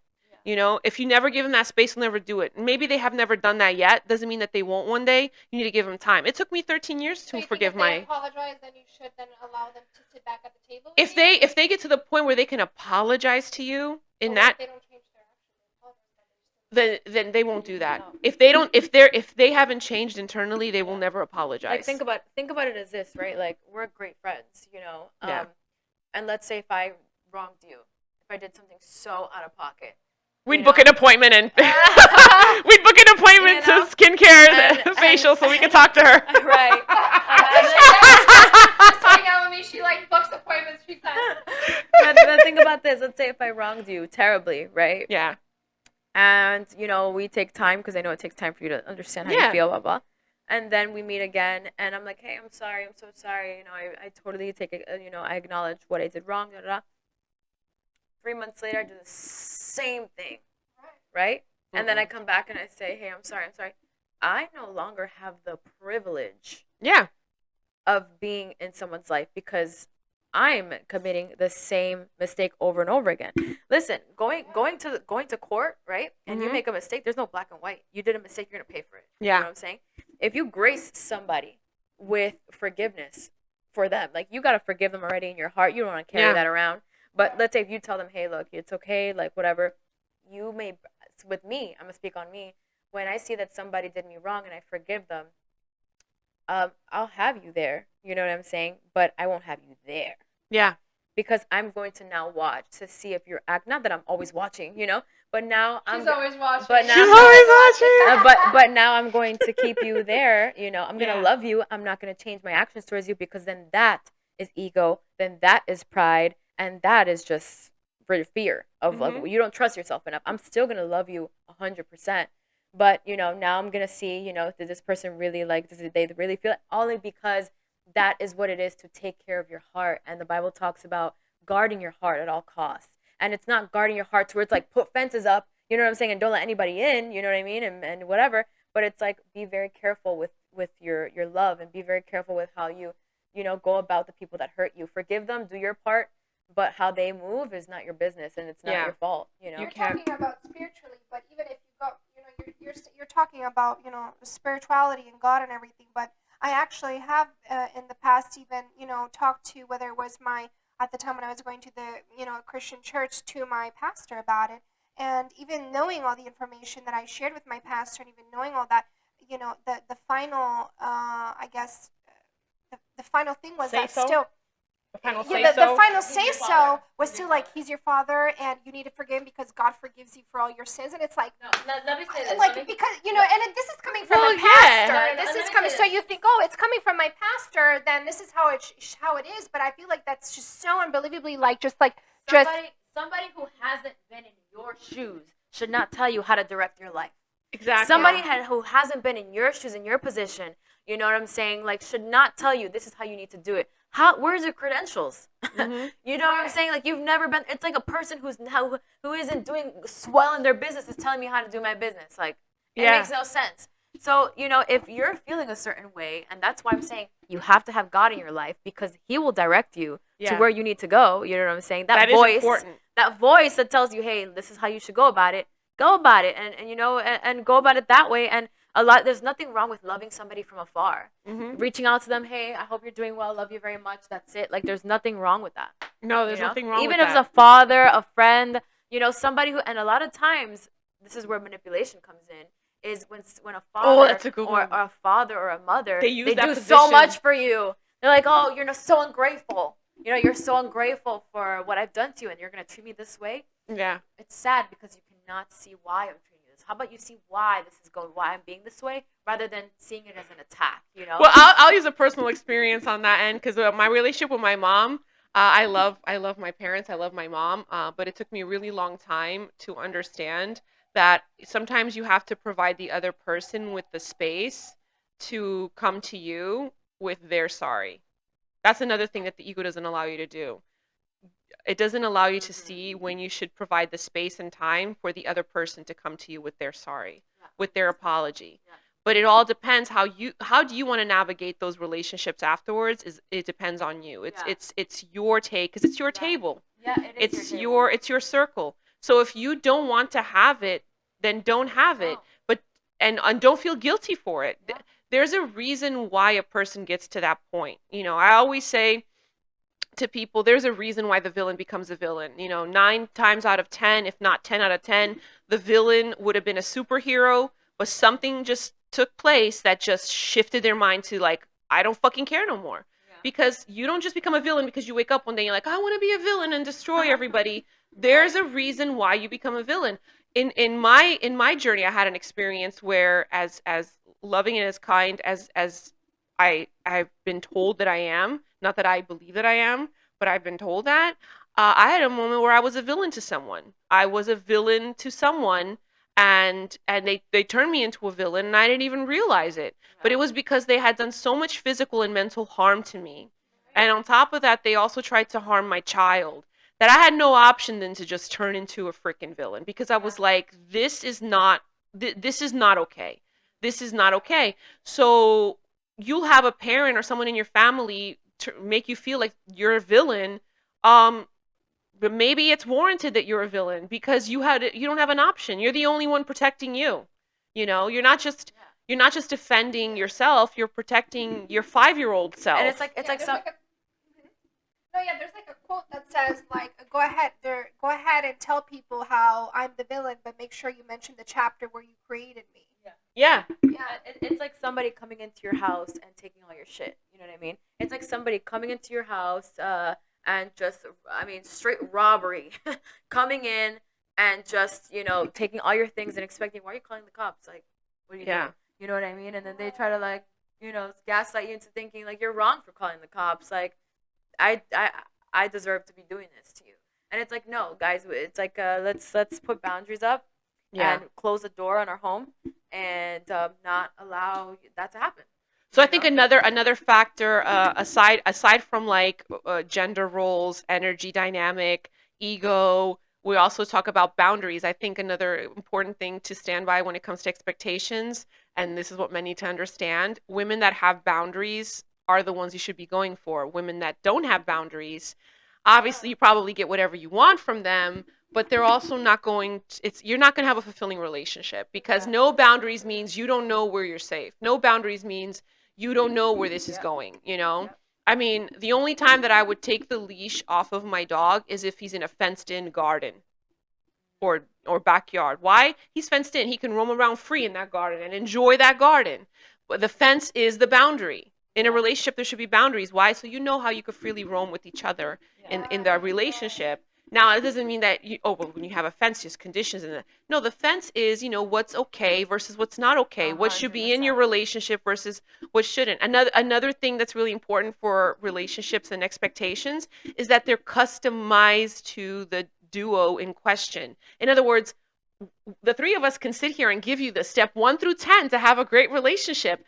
That's going to work for me, for you, and for you. That's not going to work for you watching with the person you're in a relationship with. Yeah. You need to have that communication. You need to have that conversation with the person you're connecting with to determine those boundaries with each other. Yeah. So, like I was saying, the morals, the values, and exactly, and lifestyle. You have to.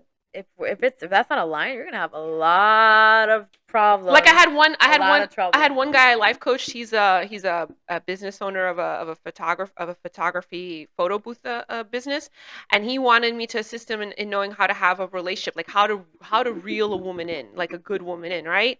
And I was like, look, it's customizable. I can't give you a formula because I'm going to give you the formula that works if we were going to have a relationship. I don't know the formula of, let's say, Janet over there that you're interested in. I don't know Janet. Yeah.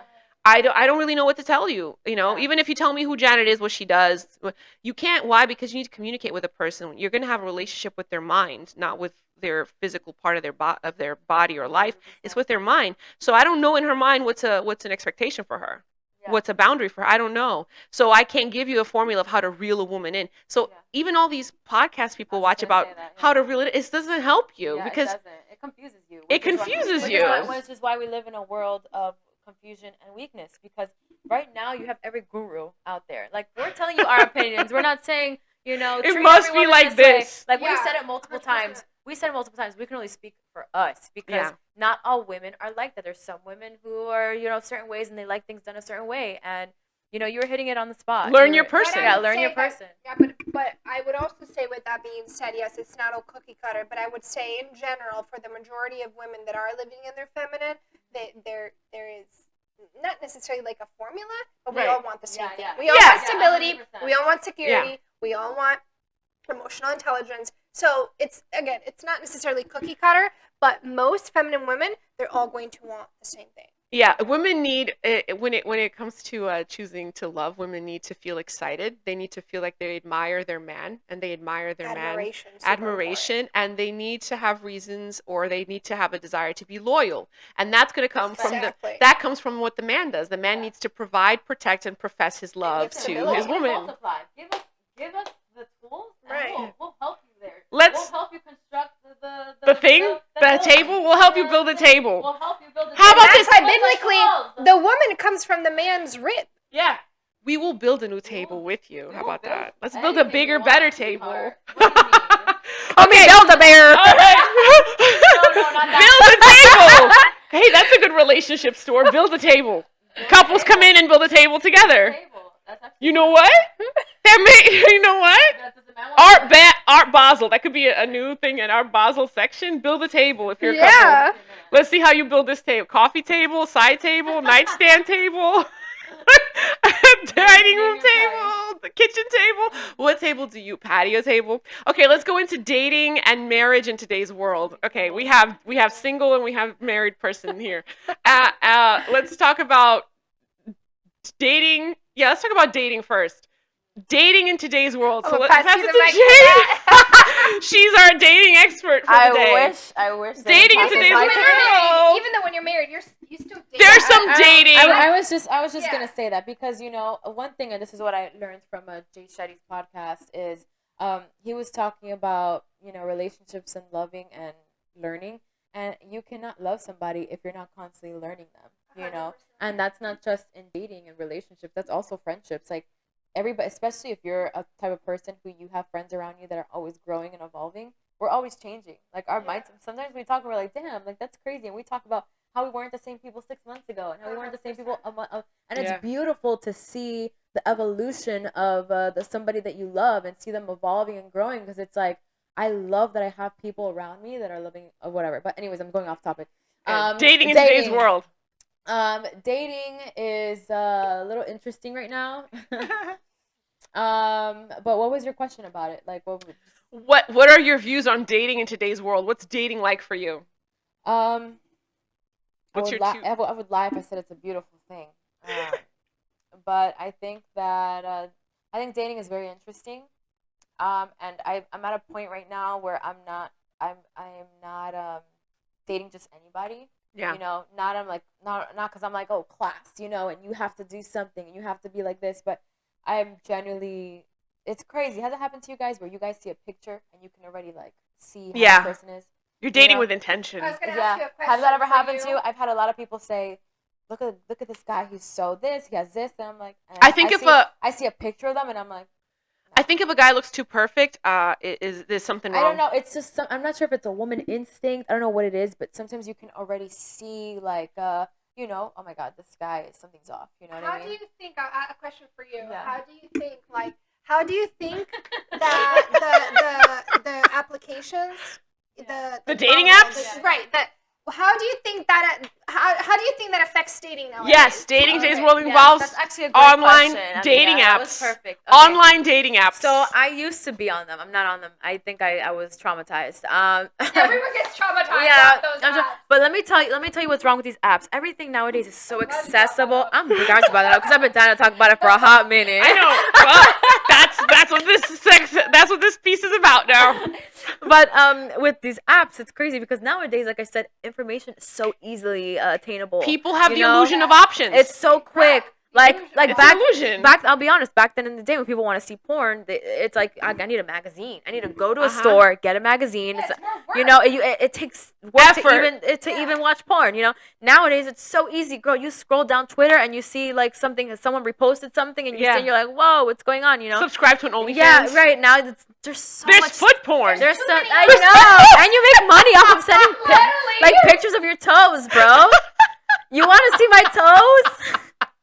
Which one? It's crazy. I feel like we've all been Yeah. we've all been asked for pictures. Yeah, I did- yeah. no, I've gotten stuff in my DM that says send me your panties after you finish working out. I'm like, Or I had a guy who went. Before we went on a date. He called me to ask me if on the date he could lick my toes. He'd pay me $400. girl, where I you did not finding- go on that date. I Girl, was where so you finding this? uncomfortable. No. But going back to the dating sites, His right? squeaky came out. That's gross. Going back to the dating apps, I think it's so easily. It's like, and it's very. There's no more. The chase has become easy. Yeah. So now there's no like a lot of times what you work hard for you really value, Yeah. and I think that nowadays it's so easy to just Swipe left. that Swipe it's, right. there's no value behind actually meeting somebody. It's like instant. It's Uber Eats a girl. You know what I'm Yeah. saying? Like Literally. it's that easy. And I think that nowadays, right now, the really good, whether you're a good woman, if you consider yourself a good woman, or if you consider yourself a good guy, like get off those apps. There's nothing good that's gonna come from it. It's so easy. Meet somebody naturally, organic. The last person I was with, I met them organically through friends, Mhm. and I felt that was so much easier than a dating app. I haven't been on a dating app in I a don't while- in a know. while. Thus far, the people I've met organically through friends or at events, those have turned out to be like disappointments. The ones I've met through the dating app, those are more like they are who they say they are. I think it all depends the age, right? I'm like If surprised. somebody like me, I'm 27. Somebody Right. like me on a dating app, someone who's 27 to 32, you know what I'm saying? It just depends on the type of person. But Right. nowadays, you know, a lot of guys who don't understand what it is to date are just on there to just find somebody. They don't know you how to they can court. entertain. That's why, yeah. They don't, and you know what? You know why? There's no more men in the household. Teaching them. Teaching them that this is how you're supposed to. And I'm not gonna put it on the men in the household. Like I said, now there's information that's available 24/7. Listen, if you want to be a good person, if you want to be a good woman, a good man, there's no excuse why you're not. There's literally no excuse. So dating for me is if I talk to somebody and you can understand somebody in 5 minutes of talking to them, right? Yeah. You know what I mean? If I talk to somebody for already 5 minutes, I can already understand their values, their visions, their lifestyle. I can already see that, and to me, it's like, okay, is this Do I wanna go is this a good further? investment or is Yeah. it not? You know? I do agree with the whole how dating apps have given options, but it's an illusion of options because They're most best pictures. yeah, they put their best know? pictures. Oh. They describe themselves in Catfish. ways that is not even the truth. Like No. if I and this is the, you know, I've had a couple of clients that were on dating apps and shared with me like with options they were looking at, and it's like the ones that seem to have like the most exciting life.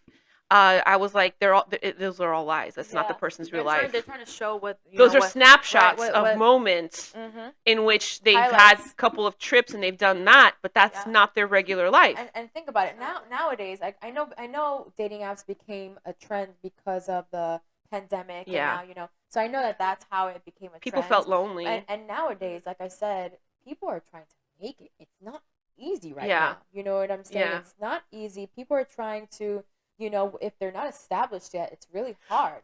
You know, and I think that nowadays people are so fixated on work and trying to be better and grow your business and grow your family. That dating apps help them connect. Help them connect with other people because nowadays, like now, okay, why do I want to go out and spend like They don't have that much $100 time. on going out and to maybe not find somebody. So they're just Yeah. not even investing and they're going on there because it's easier. So I understand that. I'm not gonna say everybody on those dating apps is terrible. I'm not Right. gonna say I think that you have to be smart enough on that app. Okay, Yeah. not to take everything so personally.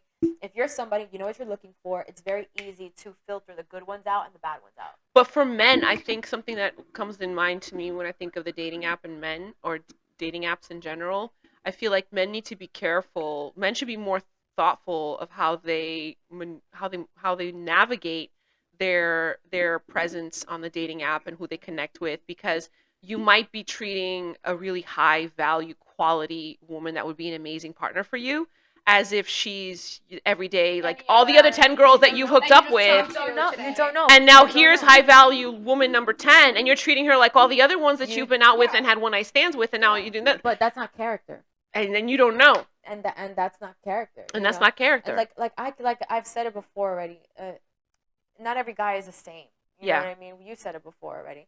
You know, not every person is the same, and I think that if you're probing and you're asking good questions, then you can find out to see if how this person's mentality is, you know, and if they do have the character you want in order to go on a date.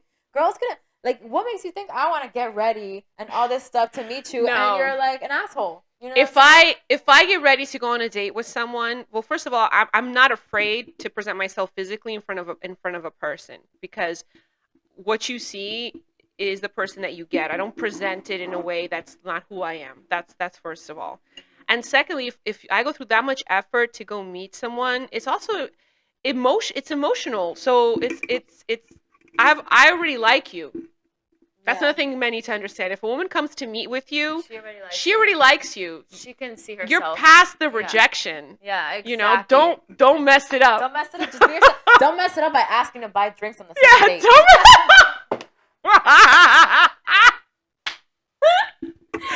I know. You got me all the way messed up. We were talking. You got me all the way messed up. We were talking before we started recording, and I shared an experience where I was having an amazing time, and I was into the person too. That's the other thing. I don't think he didn't get a chance to know that. And then on day 2, they asked me to pay for drinks. I was like, what? Like they asked. No. And what Like, girl? No. Guys, No. you gotta court. This is another thing with dating today's day. But a man could say, "Oh, but it's only drinks. It's not that big of a deal. It's not a $200 meal at a place." Principle. It's the fact the the woman is looking at it from the perspective of like, it's only drinks. Why are if you're that petty, then what other situations will be petty arguments? Men, That's men, not men, how your whole men, relationship is men, gonna be. men. You don't have to ask a woman to do anything. She will naturally do it. But you're asking on a second date for a woman to pay your drinks. Yeah. That you asked me on this date. You asked me, which means you are in charge of this date. Okay. If I'm asking you and say, hey, look, you want to meet me here? A woman, if I say, oh, you want to meet me here? I will What if- bring something. There's a guy I was talking to, right? He Yeah, owned a boat. yeah. He had a boat. And On a boat. row your boat. I'm kidding. Did he ask you to row? No, he didn't. But he's like, come on a boat, and I thought it was so romantic and sweet for him to ask me to do that. Sexy. You know what I did? I went before I got on it. I'm like, oh, have you eaten? He's like, no. I went home. I cooked something. This was our second Ooh, date, right? Nice. I went home. I cooked something. I made something. I put it in like a plastic, and I went on the boat with him, and we ate and talked and da da da. But like, it's not to show off and be like, oh, I want to make you something. It's like, I know that having to be on a boat, you have to undock it. You have to put gas in the boat. Yeah. You have to do all that. It's a lot of work, and Yeah. I'm just gonna sit there like. Yeah, exactly. Then that's No, I'm going to make sure, but that's what women do. You're a high value woman Yes, though. That's but why you act like that. exactly. High value woman is a feminine woman. Mm-hmm. A high value woman, it knows who she is. It's not high value. It's you know who you are as a woman. You know what? I If mean? this person this happened to me. If on a second date I wasn't asked to like buy drinks, I had a very nice third date planned out for us. He shot himself that in the he foot. just lost. He shot himself in the foot. He That's shot like himself in the foot. You don't have to ask a woman to No. do. If you're asking, you're with the wrong person, and you shouldn't be Yeah. asking on the second date. If you're having to ask, you're with the wrong person, and that goes for men and women. That's a good point. If you're having to ask a man, can we go on a date? Can we do this? Can we do that? If you haven't communicated it already, it's Yeah. like there's something wrong. You know what I mean? Yeah. And a woman naturally will give. That's what we want to do. Yeah, we want to Sometimes, give. girl, I don't. Right now, where I'm at in my life, I'm not thinking, what can I get from a guy? Like, it makes me emotional. I want to give. I want to give to my friends. I want to give Yeah. to my family members. That's just naturally what I want to do. I come from the standpoint of like I want to be a blessing to other people.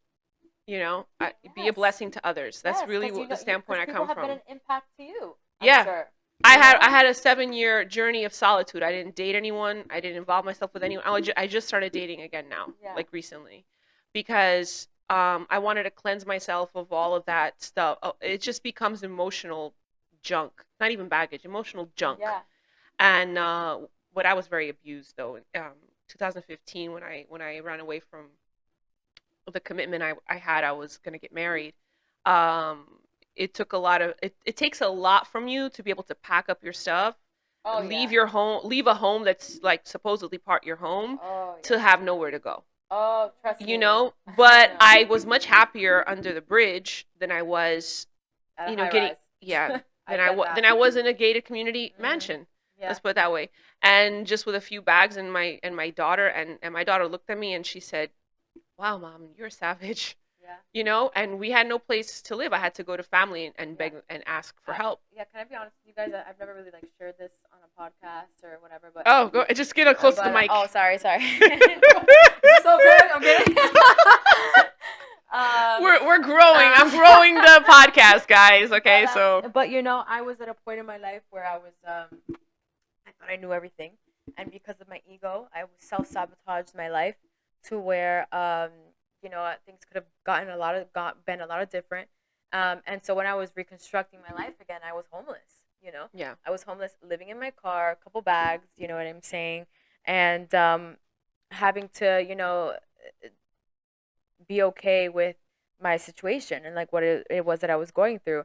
And I think that when it comes to what you're willing to accept or what you're willing not to accept, it Yeah. takes a lot of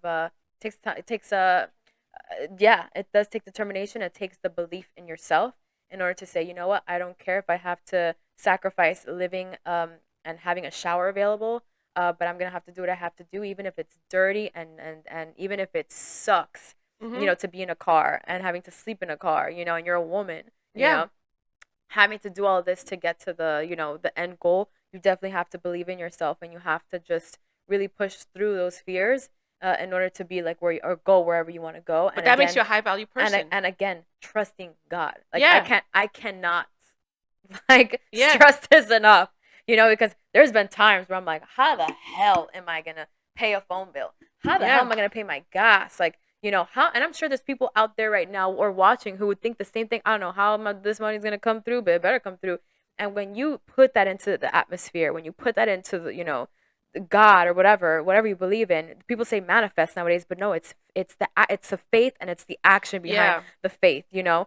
And when you put it in the faith and you say it and you whatever, the action behind it can't just be like, oh, I hope this happens, but like I'm gonna continue to like do the same do thing. the same thing. No. And then you start blaming other people and blaming God. Take accountability. Understand that faith without actions is dead. You know, again, Bible talks about it again. Yeah. And faith without works. And look, is I'll tell you guys, nothing. I'm not a religious person at all. You know, Right. I like to drink. I like to have a good time. Not drink as much, but you know, I like to have a good time. I like to dance and all that stuff. But I understand that it's the truth what's in that book, and because I lived it and I've encountered, you know, Jesus in many different ways in my life.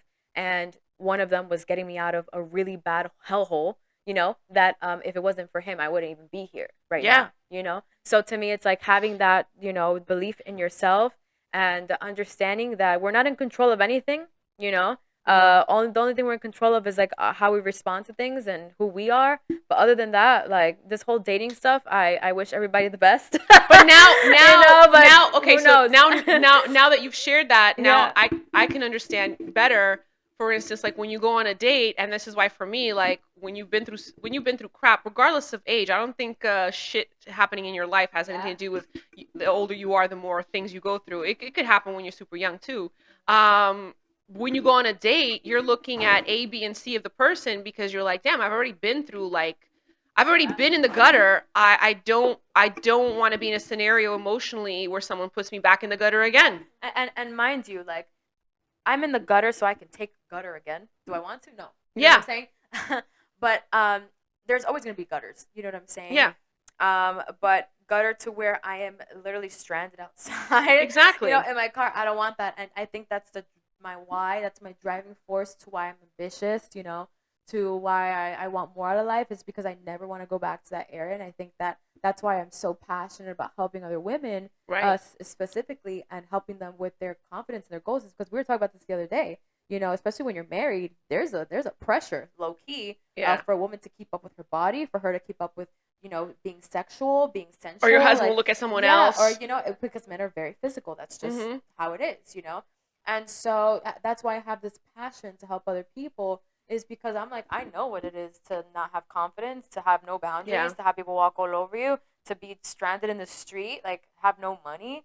I know how that is, and it sucks, and I would never want to go back that way. And that's why, to me, dating, it's like I have to be able to trust a man for him to guide me, because I don't know everything. I'll tell you that right now. I don't know nothing, actually. I want to live my life knowing that I don't know nothing, so that I can learn, you know? Yeah, we want a man we can Yeah, learn from and too. I want a man that I can learn from. Like, obviously, I'm not going to be like, okay, like, you know, like, I don't know nothing, you know everything. No, it's like, but you know, there's to a point where I'm like, look, I'm going to step back because I have not been in this position before, so I don't know how to, you know, I don't know how to do this. Like, what should we do? And if you have not been through enough life experiences, you will not be able to guide me. It's just That is true. I think something else that affects the dating life today, the dating in today's world, is we were talking about dating apps, and now we could talk about, you know, the illusion of options. Men feeling like they have so many options attainable to them because, like, even Instagram, Twitter, whatever other app you're using, social media app, OnlyFans, Facebook, MySpace. You scroll through that, and there's, you know, butt cheeks and BBL bodies everywhere, and there's a specific. It's almost like a female cloning everywhere. And you can enter their DMs, you can message them, and get in touch with them. And men feel like, or they go into dating with a mindset sometimes of like, oh, I'm gonna see where this goes, this date goes, where the feeling is like. But if something is off, that's it. I have other options, and it's like, no, you don't have other options. Because those other options aren't real. That's something that social media has created. Technology has made people believe that you have more options. You don't have more options. You have opportunities, but you don't have options. Options are like, you know, like when I go to the grocery store and I hold two different types of breads or chips in my hand, and I'm like, these are my options. Which one do I want to take? Let me consider the options that I'm holding them in my hand. I physically have them. I can put them in my car, take it home. That's not what people have with social media. That's what they think they have. What you have is opportunity. Opportunity is, I see it over there on the shelf. I probably might be able to get it. I don't know if I can reach it. Those are opportunities. You got to make the moves to go close to that shelf, grab it from the shelf, put it in your hand. So it requires an action to become, opportunity needs an action to become an option. Right. So what's the action? It requires physical action, not this virtual, let me DM you, message you, whatever. That's not action. That's why men think they have options. That's why women are so okay with bare minimum. That's why, because it's like, it's a What do you think is bare minimum? Girl. Get close to the mic. Y'all what do really you think? Want to go there right now? Bare minimum to me is a guy who thinks that messaging and calling you is action. Bare minimum is an entitled person. Okay. Their actions, they expect the littlest things to do, like let me just text her. Yeah. They think that just doing the littlest actions requires for her to drop everything and go see you. Like no, it doesn't work that way. But a lot of times women allow it, and that's why men continue to do it. Mm-hmm. And I'm happy that we're talking on this subject, because I was talking to somebody else the other day about this, and we were talking about standards, right? Yeah. And women, what we do is we measure our standards. Okay, if he were to do this, then maybe I would change the. Girls, have a written standard. I will not accept this. I will accept this. I will accept this. I will accept, because guys do that. Guys stick to your standards. Guys stick to their standards. Yeah. Guys don't measure it and if she could do that. Guys don't do that. Guys stick. I want her to cook. I want her to look sexy. I want her to wear heels. If she can't do me like this, if she can't ride me like this, I'm being honest. If she can't do this and that, I don't want it. You know what I'm saying? If she doesn't love her family, if she doesn't take care of her body, men do not want a sloppy woman. They don't want somebody who cannot take care of themselves, who cannot, show up for themselves. They don't want that. So if their standards are, if their standards are strict, then why are we, negotiating our standards with ourselves? We're gaslighting ourselves into accepting bullshit. Yeah, that's a good point. So that I'm happy we spoke on. Let's talk to the married person. Let's ask Vera, our married expert person here. Oh, not at all. What is your? Barely know what I'm doing here. But you're married though. You're married though. What? Before we get into being married in today's world, what do you think about dating in today's world? From what you hear from me. From what you hear from people, you have a lot of female clients. Yeah, talk to you about stuff. They tell you stories. That's a good point that you bring up. They're not all skincare stories. I think the reason, no, definitely not at all. Oh my God, I can't believe you did this.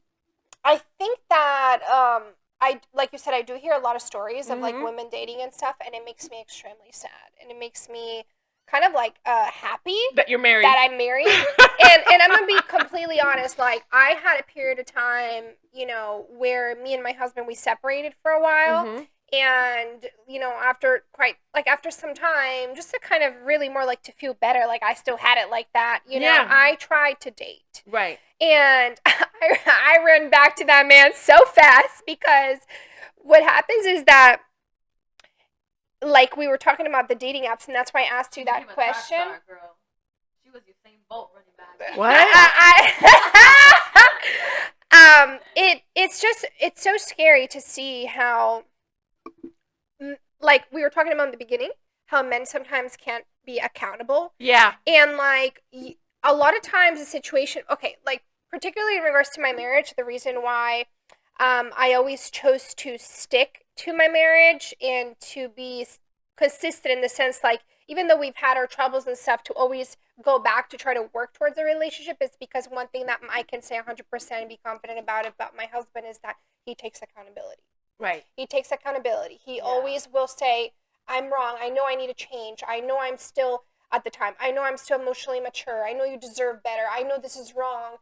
So, like, that is so important and so rare to find, because there's all these men out here that have, like, such an inflated ego that think that they...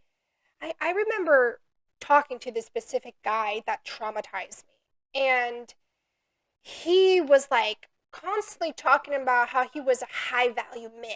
And it's like, there's literally nothing valuable about him, like, whatsoever. He was disrespectful. He was entitled. He had a huge ego. Mm-hmm. He was an extreme narcissist.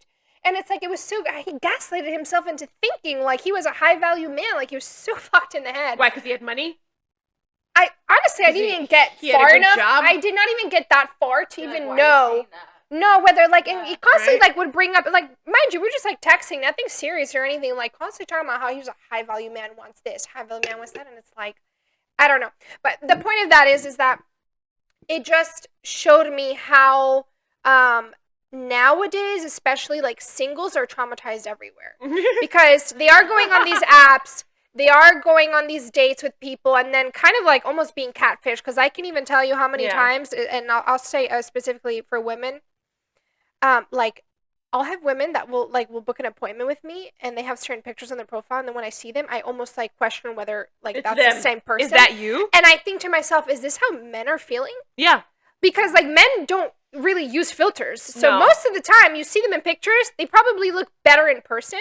Where it's like women, it's like the contrary. You know what I'm saying? We might get our best angle, you know. Yeah. It's just the filters, you know. And so anyway, like the point is that I feel like like the dating world is really scary. And I feel like if you have a man that's willing to compromise with you, that's willing to take accountability, that's willing to tell you, I'm sorry, I know that this is wrong, and I know I need to change, and I will I will pass my whole life just proving to you how I'm worth it. I feel like that's a man worth keeping. That's a man, so sweet. That's a man worth fighting for, and that's a man worth cultivating a relationship with.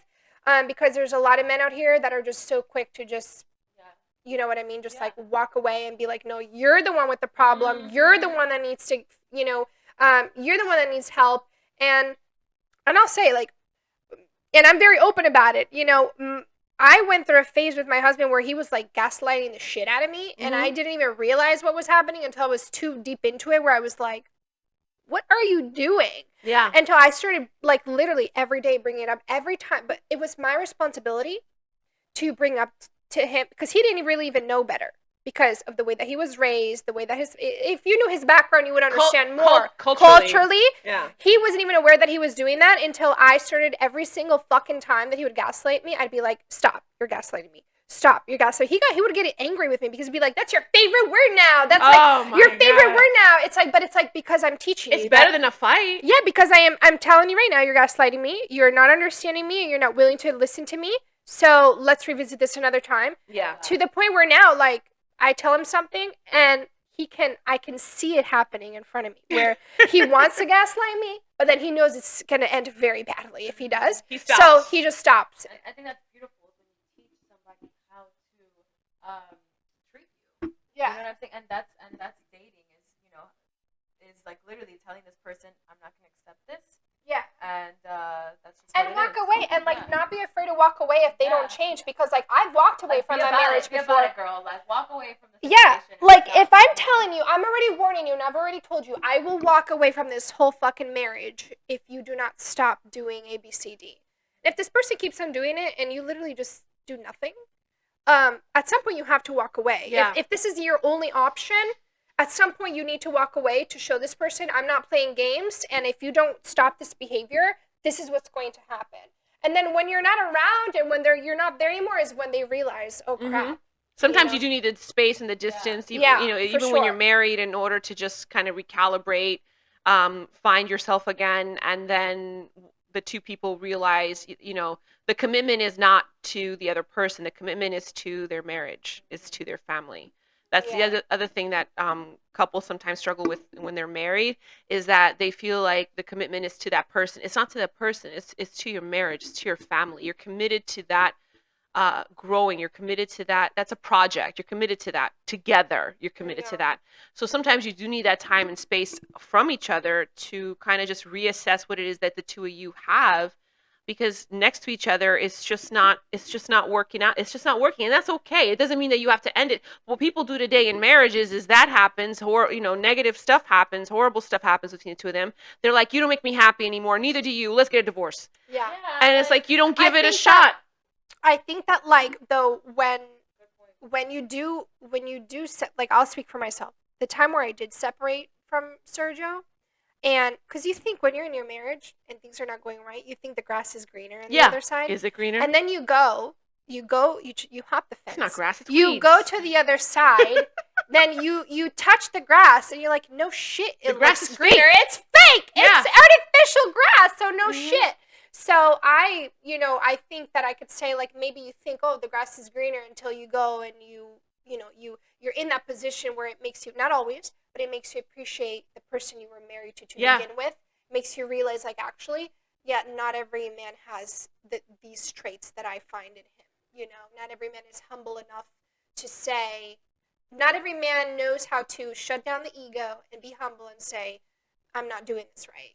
I need your help. We need to figure this out. You're right. I'm not a proponent for breaking up, relationships or marriages, even though I got divorced.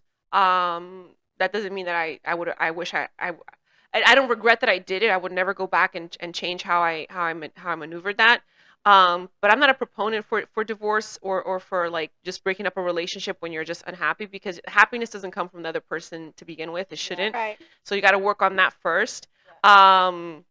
I believe that, process reveals potential. That means that sometimes you got to go through some process in order to reveal the potential that you are looking for. And sometimes that potential is, a healthy marriage, or just me, a healthy mindset for myself, because I'm not being a good wife or a good husband.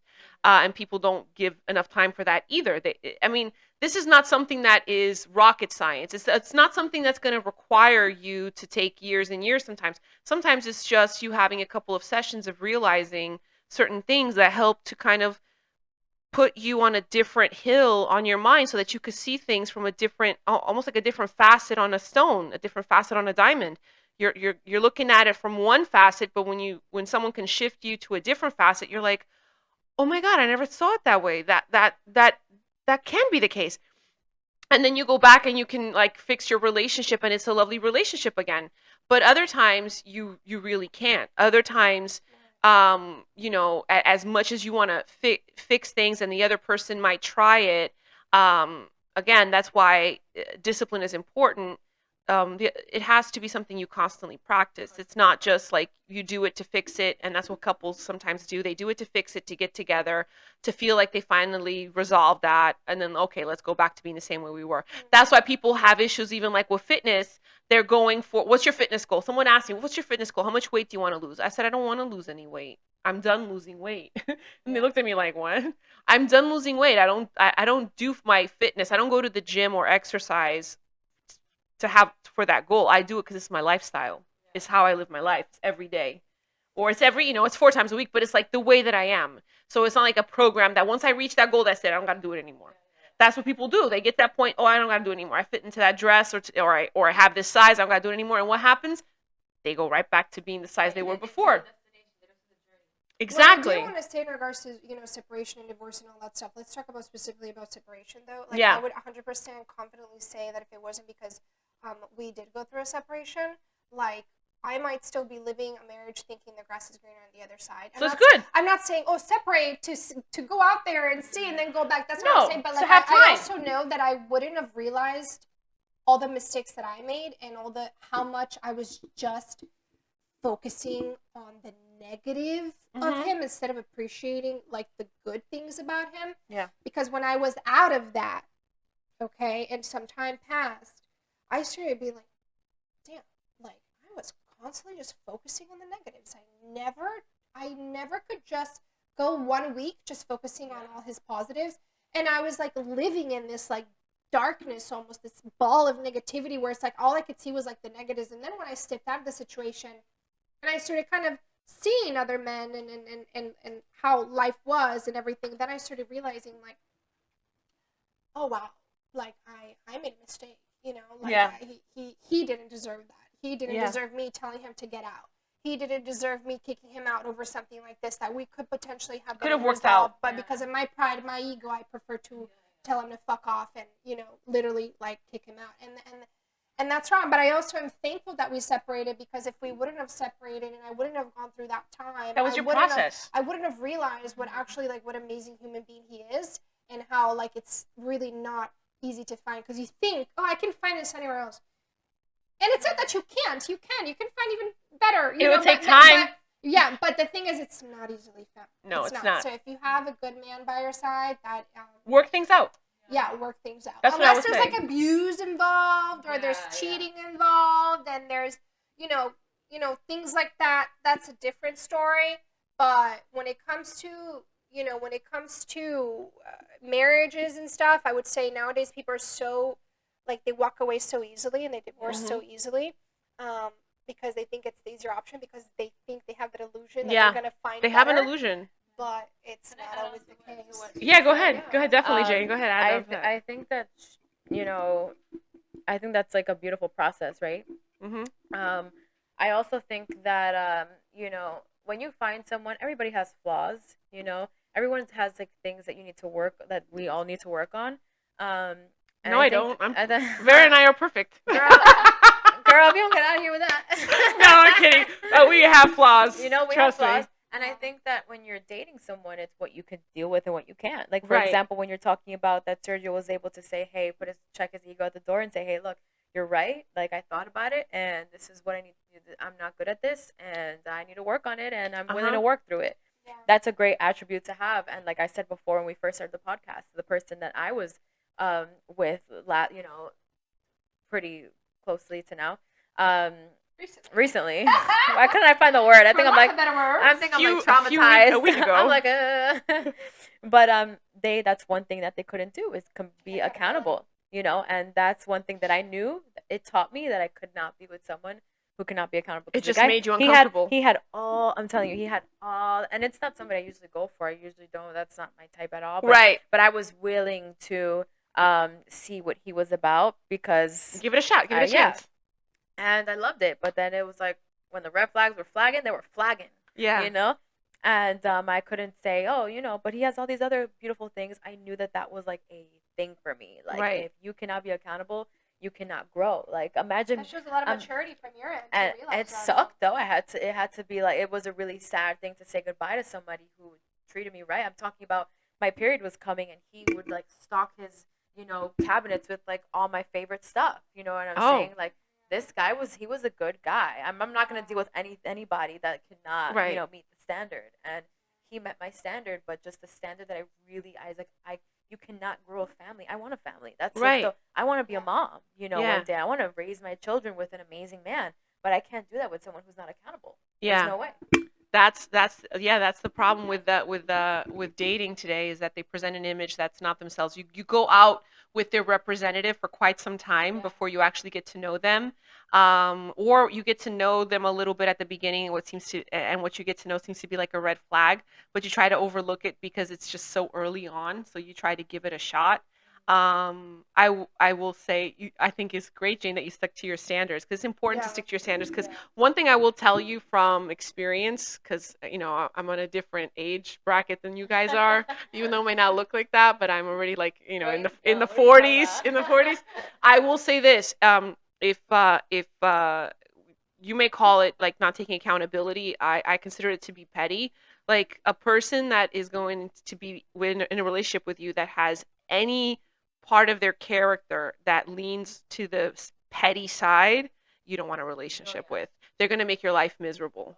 Because today it's not taking accountability for, I don't know, leaving the toilet seat up. There's something simple. Tomorrow it's going to be checking you for, well, you said that you were going to do this, but then you did that, and why did you do this at that time and not at that time? And it's going to be about stuff that you're going to be trying to access memories that you're going to be like, I can't even remember like what I ate for breakfast. I don't know if I did that to you 2 days ago. Like, I'm sorry. Like, it becomes that in a relationship dynamic, if one of the two has any part of their character leaning towards the petty side because they don't want to take accountability themselves that they can also be wrong, that's a no. You need to walk away from that. Yeah, you literally, like, I promise you that you will not be able to grow a relationship if you're not accountable first. Yeah. Right? I can't be saying, oh, I left him because he wasn't accountable. Like, no, I've asked him many times, is there anything that you think that I can work on? And I'm not even dating you, dog. Like, you know what I'm saying? I'm not even dating you. You just ask. You're dating him, but you're not in a relationship. Yeah, I'm not in a relationship with you yet. You know? And he was like, he's like, I want you to be my girlfriend. And I pushed the brakes because I wanted to make sure that I was doing my part before demanding something from him. And I would ask him, I said, you know, is there anything that you feel like I could treat you better, I could do better for you. Because women, we need to humble ourselves and ask, Yeah. are we doing anything that you don't like? Because we need to check ourselves too. You can't be checking somebody and not checking yourself. Yeah, either. you need to know from their perspective. So I would ask him from his perspective, is it because I'm not dating myself, I'm dating you. You're dating me. You so need to tell me. Yeah, so I would ask him, is there anything that I can do better in any area? And he was just like, no. I'm like, are you sure? Yeah. I'm like, great, because I got one thing I want to tell you. Well, actually, I'm glad that you brought that up because the dating world today, what has happened with the apps, people think that they get like immediate relationship, right? They don't realize there's levels to it, there's steps to it.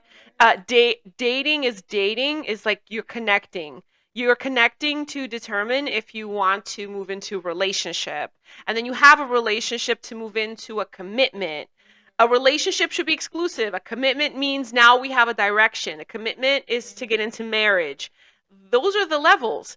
And what people are doing today, or men, what I have found men to do is they're dating, boom, relationship. Like dating is is relationship. Dating is relationship. No, dating is not relationship. Dating is courting. Does that mean the woman or the guy is dating multiple people? Yeah, dating multiple people.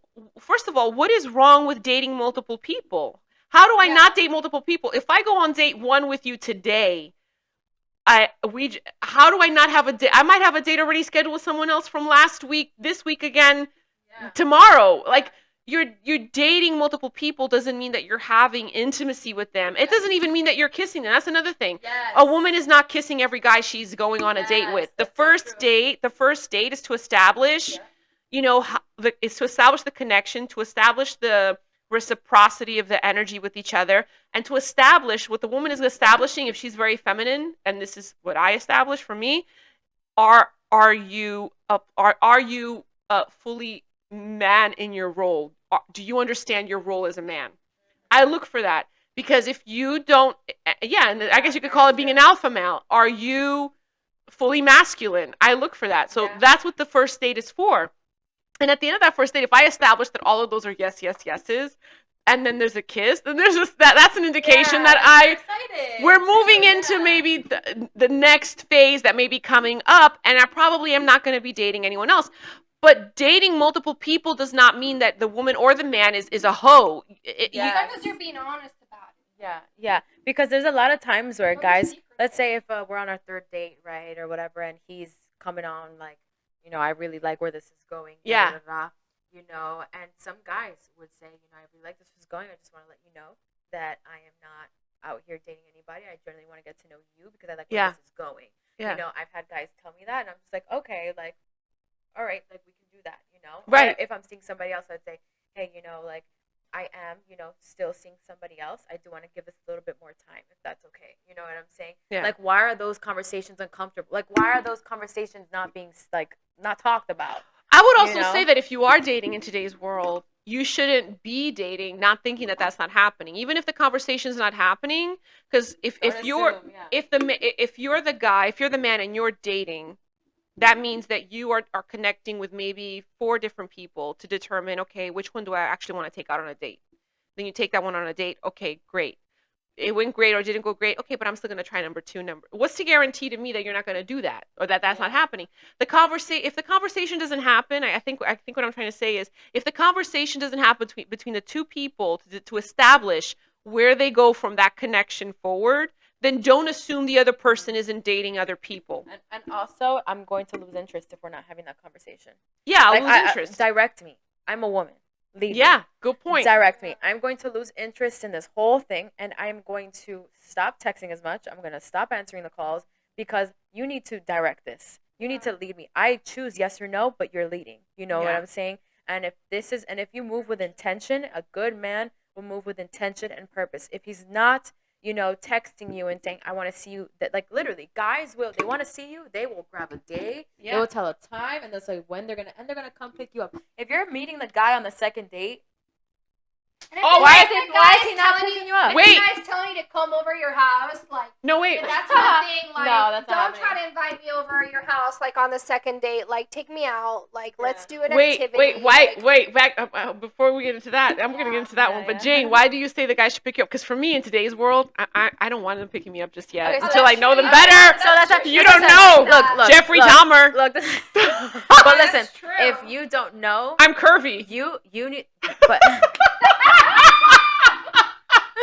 wait, listen. Hold on. I'm happy you brought Jeffrey this up. Dahmer.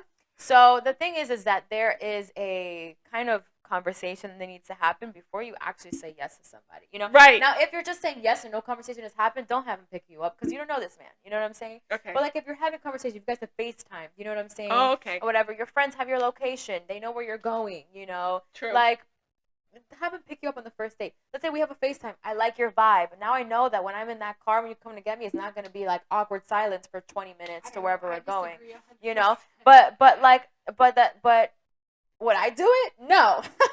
I'm going to meet you on the first date, period. Yeah, what about the second date? I know people But who I know FaceTime you. and I wouldn't know do that you that. don't get picked up. No, I don't get picked up. No. I know people who do get picked up, What and if I'm it goes scared for them. bad? I'm like, girl, share Okay. your location, blah blah. But and if it goes bad too, you don't know. I But say- after the first date, that means like if I want to see you again, that means like okay, we could vibe. I could trust you coming to pick me up, right? Mm-hmm. So like you come pick me up on the second date. Listen, I don't even know if I want you to pick me up on the second. This went from, you gotta pick me up to, Wait. oh, no. Okay, hold on. You just scared her. She said Jeffrey Dahmer. I'm like, wait, hold on. She's rethinking it now. You never know, dude. It's Wait, a creepy but wait, world. I'll tell you this though. Go ahead. I don't want to live in fear, so that's why I have somebody pick You me up on the second eventually date. have them pick Yeah, you I up. eventually have them pick me up. You know, whenever I feel comfortable. I can't say Okay. first date, second date, third date. You girls know Just so if you know, you're my mama got my if you're location. right. All my friends got my locations, by the way. Like I don't, all of them. If I'm staying at On somebody's WhatsApp, I see it. if I'm with somebody and I'm like, they're like, girl, what are you doing over there? Like, you know what I'm saying? But what you doing? Like, I wake up and I check all my friends. Make Your sure they're Snapchat good. location hasn't moved for 30 minutes. Where are you at? Why are you She said Snapchat. there? But listen, I don't. Whenever you feel comfortable with a man, it's like sex. Yeah. Whenever you feel comfortable and you are sure that this is somebody that you can see yourself with, you know what I mean? And that happens, like whenever you feel comfortable enough for this person to know where you stay, to pick you up, you know what I mean? Then that's when you should allow them to pick you up. But honestly, if you don't feel comfortable with someone after like the second date, then like you should just drop them. Let's talk about sex real quick. I'm not trying to keep bringing up sex here, guys. But I want to say, animals. You're like, No, but but I just want to say, like, what do you guys think about talk sex about and, like, sex. certain, I know, like, a lot of women now have this thing where it's like, oh, I only have sex on, like, the 12th date. Or, like, Oh, 90 day I have, rule? like, the 90-day rule. Like, I'm sorry. Steve Harvey, Like, 90-day rule. Don't come at me for this. What if you want it But, on the like, first date? I am not wasting 3 months of my time with Wait, someone and what? not try the cake first. Because Wait, I might give you 3 months of my time to then have sex with you and realize it's shit, and then I just wasted 3 months of my time. But wait, Like I feel like women. It's like women are so like. Let's not hide the fact that women are sexual too. Like I feel like so many women. Oh no, like okay, like fine, but there's some women. that are more sexual than others. I live and in church. I understand don't know that. what you're talking about. But I just want to say, like, I personally, if I was dating, I'm not going to wait 3 months to have sex with Yeah, you. I wanna And speak it's on not about you. It's actually about me. Yeah. It's about me. I want to have sex with you. Like, not saying that I'm the type to have sex on the first date. I'm not. But also, I'm not going to wait 90 days because sex to me is very important and there has to be chemistry. There has to be physical attraction. And, like, I'm not going to waste 90 days to then find out that you literally don't know what the hell you're doing in bed. Let me speak on it. Good point. I agree with what you're saying because I've had both mindsets. You know me. I've had both mindsets to where I'm like I'm gonna wait this out because he's not gonna take me serious. Whatever. We all women think like that, right? But and then I had the mindset of it's just like and I'm like whatever, but this is the thing though, right? Like. I think that society and even growing up in church, because I grew up Christian in a Christian household, and we're meant to suppress our sexuality, right? In a sense of we're meant to suppress, first off, growing up Latina, you have to suppress your emotions, number one. right? You can't really express it. Be like, girl, we got better things to do. You know, go clean, go do something. You know what I mean? It's like, okay, fine. You know, but it's like we're so much already suppressing so many things, and then having to suppress your having to your sexuality, especially Christian, is like, don't have sex with anybody until you're married. Until Like, you're let me tell married. you something. No, sweetheart. That doesn't happen anymore. Okay, we live in a different time. We live in a different weather, and I know a lot of people who are celibate, but I'm celibate until I find somebody who I want. You know what I'm saying? Like, somebody could be celibate until they find somebody that they want. That's cool too. You know. Mm-hmm. But just like men put women in categories, females put men in categories. Yeah. You know what I'm saying? Yeah. And good point. And we put men in categories like, we don't see you like this because, like I said earlier, you don't have the character to be a hubby. Yeah. But you know, we could have a good time. I'll have fun with you. Yeah, but we can have a good time. You know, but it's established. You know. Women think that if you give the cookie, that the man's not gonna respect you. They're not gonna want to be with you. But I'll tell you this much, like, not to interrupt you, but take the mic. You could. But like, I am gonna be so honest right now. I had sex with my husband, like, because I wanted to, like, on our first date, like, because I wanted to jump on him. I did, and we've been together for 6 years. 6 years. Yeah. So like, it's not always the case. You know? Yeah, no, I'm sorry. I'm not going to pretend and sit here like I don't want to have sex with you. I do. I have testosterone. I have hormones. Like, I want to as well. You know, like, you don't know how long I've been without it, you know? Yeah. You're a good guy. I can tell you're a good guy. Like, you mean well. I know people that know you and say you're a good guy. Like, I'm not just like, well, one thing I'll say, I'm not the type to sleep with someone I found at a club or some shit. Yeah. Our situation was very different. Yeah. But I feel comfortable to have sex with him because I wasn't doing it to please him. I was doing it to please me. Right. To please myself. Guys feel that. I don't care. It's a different energy. Men feel that energy. Men feel the energy of, okay, she's trying to please me, and then she's like really trying to. No, I made it very clear to him the first night that it was all about me, and he knew it was all about me, and I made it very clear to him that it was verbally that it was all about me. But it wasn't, you know, and again, 6 years later, we're still together. So I just wanted to bring that up because I feel like this is like a huge thing right now, like the 90-day thing. And then it's like, and, you know, and then women are like, oh, like, you know, there's been times, for instance, where you wanted to do the 90-day thing or where you didn't want to have sex right away. And the guy is kind of like, yeah, let me speak on that because I'll finish my point and then I'll let Carla. Yeah, go ahead. Carla speak on that. The last person I was with, I waited. I didn't do the 90-day rule. I didn't do because when you're single, you test it out. You're like, let me see if I'm doing this wrong. Yeah. Because like clearly it's like something's different wrong recipes. Here. Yeah. Let's try something else. Recipes. Like, should I put un poquito de black pepper on here, salt? You know, you try to really find out to see if some sazon. Let me get some Goya. Like, you know what I'm saying? Like, so I was like, let me see. But like, you have to be able to trust yourself, right, and communicate with the other person to see where they're at. If you think that somebody is going to leave you after you have sex with them, then you shouldn't be having sex with them. You know, you shouldn't be having sex with them. So, I'll say that the last person I was with, you know, I said, look, this is not what I'm here for. You know what I'm saying? I'm not gonna have sex with you right now. Might not ever. I don't know, but. But me, I'd be like, oh no. Might not ever. But might not ever. You may turn me off by like this. Dang, you just threw acid on the whole thing. What is that called? I get the ick so quick. So quick. Should be calling me like, girl, he's chewing with his mouth open. Look, I really like you. Dropped his napkin and picked it up. I might not ever have sex with you, but who knows? But I don't know. But the thing is, he made me feel so comfortable with expressing that. That to me, I was like, damn, I might take those words back. You know what I'm saying?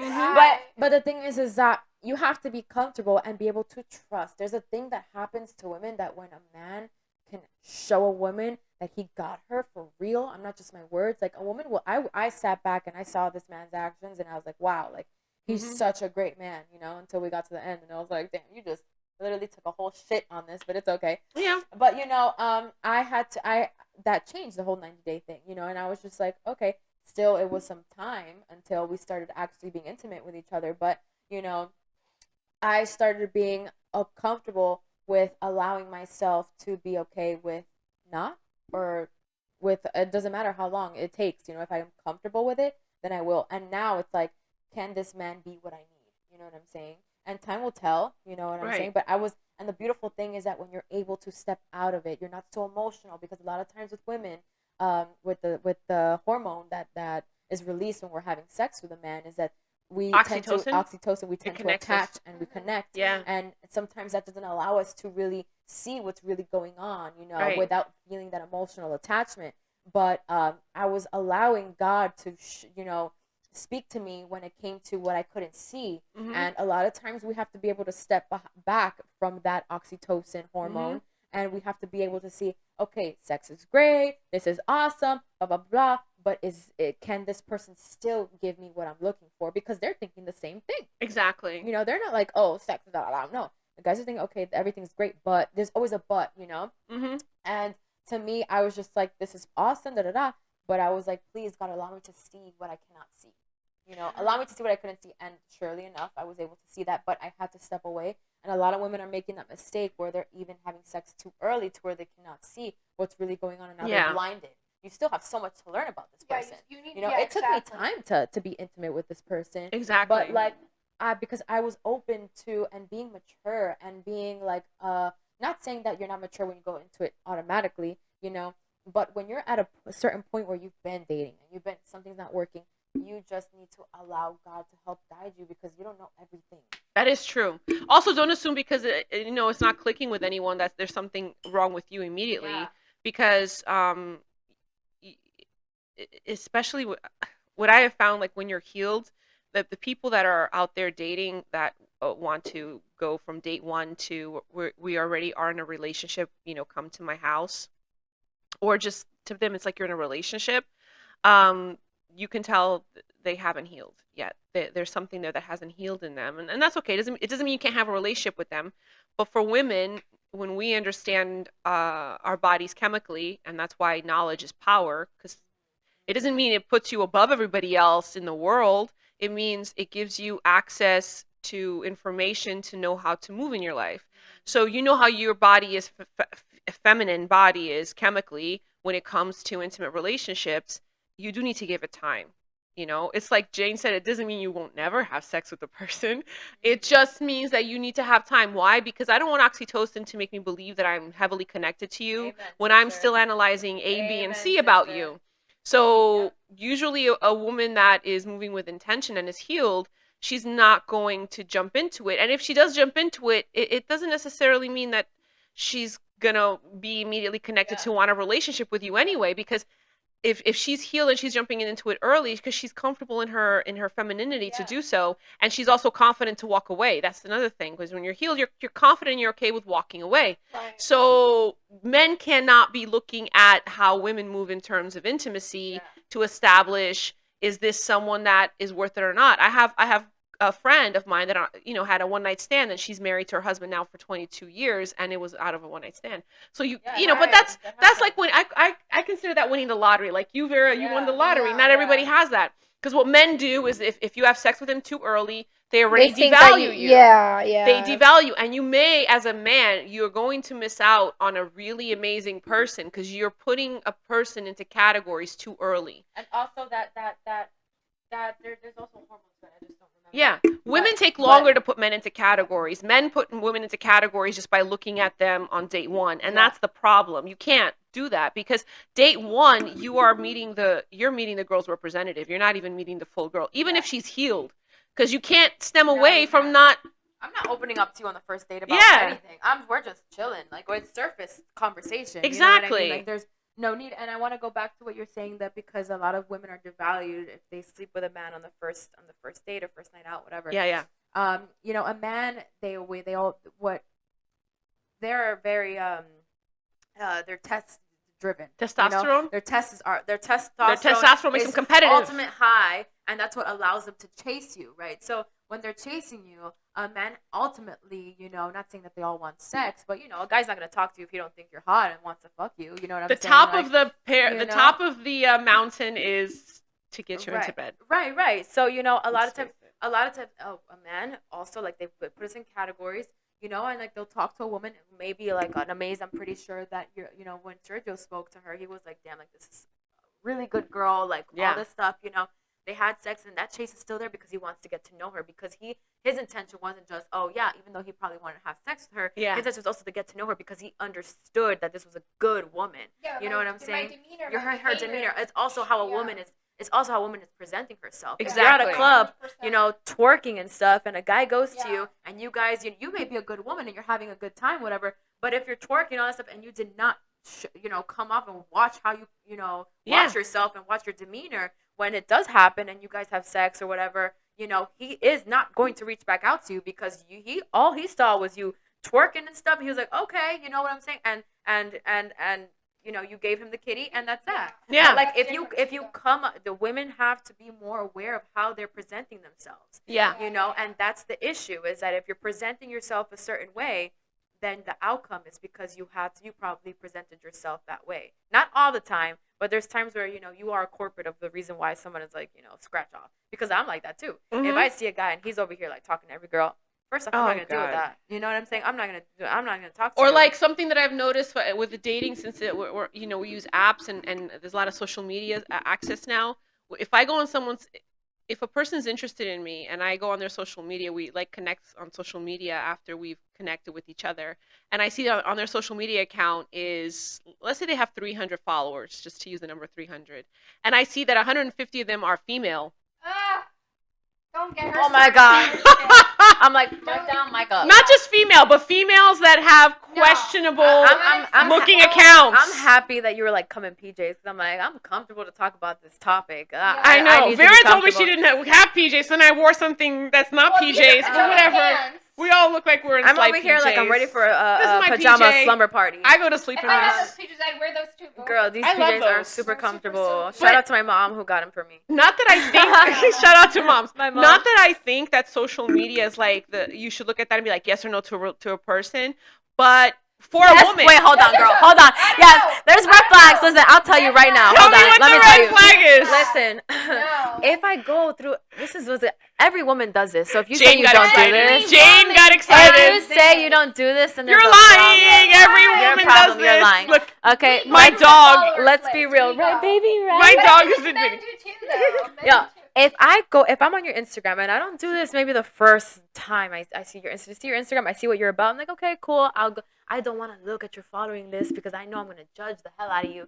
So I'm not gonna look at it. Remember I told you I'm like I'm scared to look at this guy. Remember I told you I was like the guy I was talking to. I'm like I'm scared to look at his phone. You're like give me your phone, girl. She took my phone and I was like no, I don't believe it. I don't want to see it. But I was like, oh. but girl, I saw a whole bunch of hoes on there, like Yeah, it's not about it's just a- women in and general. it's about not. What type of women What are you? follow. Yeah. What you follow is what you are. Feeding Yeah. your You know what I'm saying? You're mind. feeding your mind. If you look at All what day if you look long. at what I follow and what I like, if I go on my For You page right now, it's like It's it's a snippet of who you are. Your For You page. And I remember I saw his like following and I'm like, is this guy really following all these hoes?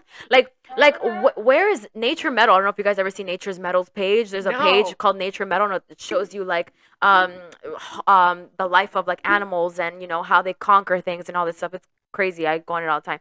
But like all these things, and I follow positive mindset. I follow people that can feed my mind, Yeah. And I'm seeing this guy's page and I'm like, him and I are so different. Like, and I'm just like, what the fuck is this? Yeah. I'm like You wanna- following girls in tangas and all this stuff. I'm like, Yeah, I'm like, support. I was like It is straight. about It support. was straight, and she was showing me. I'm like, please stop showing me. I don't want to see that because I don't want to 'Cause think that I'm you're like not- that. I'm not bothered if they like if they like images. I mean, but maybe because I'm confident in myself, and I. Wait. On mic. No, I'm not uncomfortable. You know why I'm not uncomfortable? Because I'm just gonna leave. I'm just gonna leave. How about that? I'm not uncomfortable because I'm just gonna leave. Listen, if you want to know if you're in a relationship right now. But wait, Vera, you only stay uncomfortable if you stay. If you leave, you're not uncomfortable anymore. So that's why I'm Well, I not guess, uncomfortable yeah. with it. I guess yeah, but what I would say is too okay, like I am the type of wife. Look, I honestly, me and my husband are past the point of going through each other's phones. We actually have not Dating done and that in a social really media long and time. marriage. But I'll tell you this much: like, if I go on my husband's For You page and I see naked or I see Wait, questionable tell bitches on us there, what's a For You page? Because on Instagram it's the search. Go, you go on here. Is that TikTok? What is that? No, this is We're talking about Instagram. Oh, here. Instagram, what's For You Okay, page? like Instagram is going to, whatever Instagram shows you on your For You page. So if you got ladies, if you're in a relationship, you want to know what this man is about, try to find a way to go on his For You page because you're going to see exactly what he's about. Got Look you. at my For You page. It's all eyebrows and tattoos and women and skincare because this is what I'm interested in. Mine is a lot of women like this. Mine is a lot of women with 6-packs. Right, me too. It's pretty much all women with 6-packs, not men. Hers, same thing.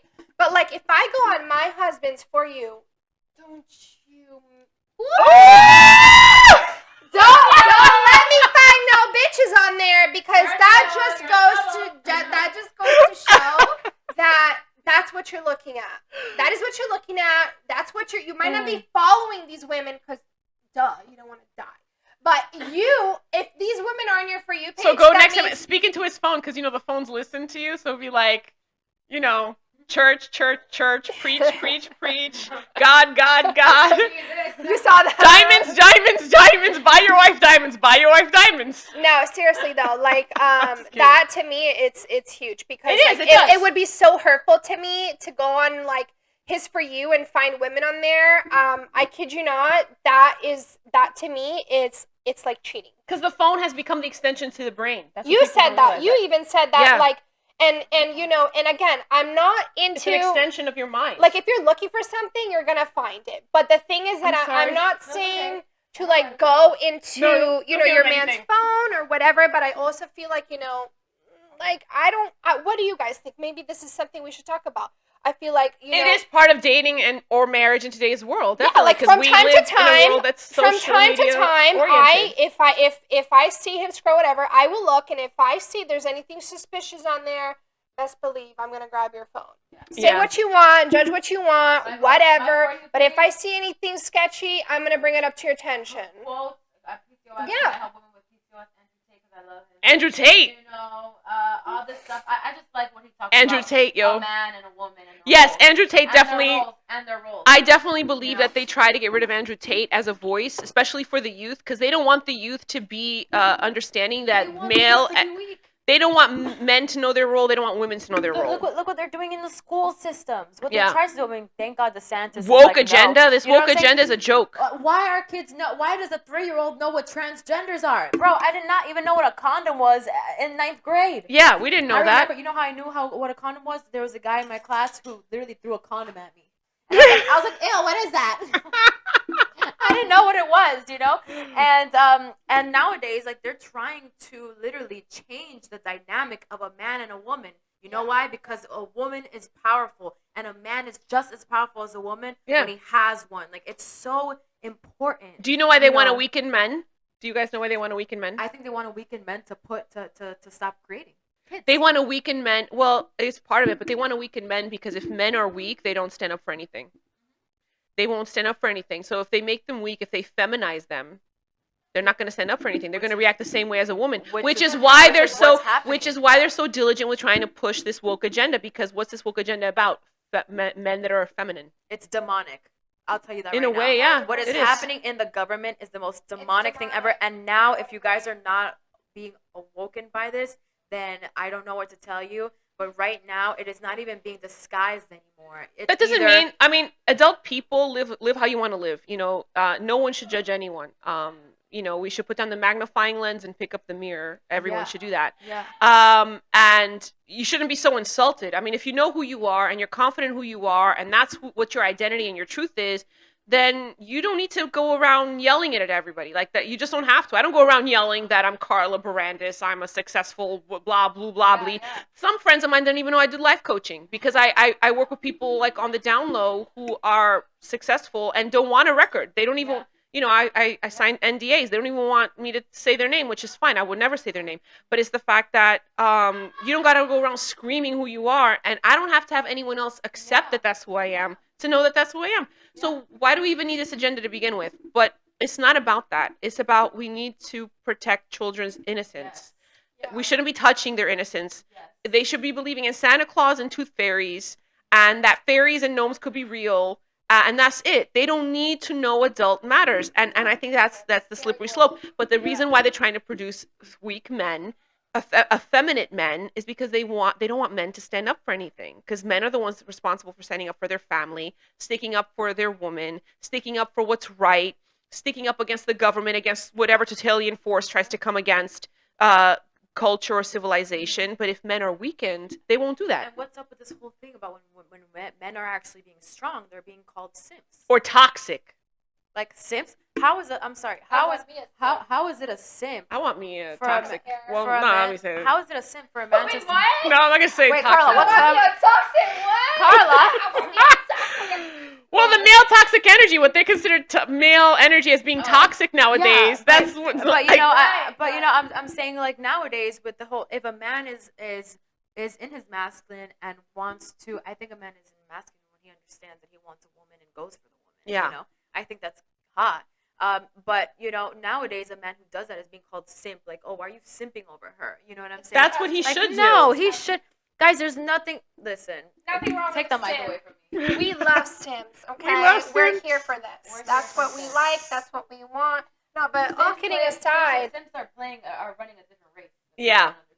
yeah, I Yeah. feel like what a simp is because you love and you respect your woman and you put her first. Because think Yeah. about it. Or you try to. First of all, what people need to understand is that in order to develop a connection from dating into relationship, it's very important to build your relationship in the basis of a friendship first, because you're not going to always 24/7 in a relationship be having sex.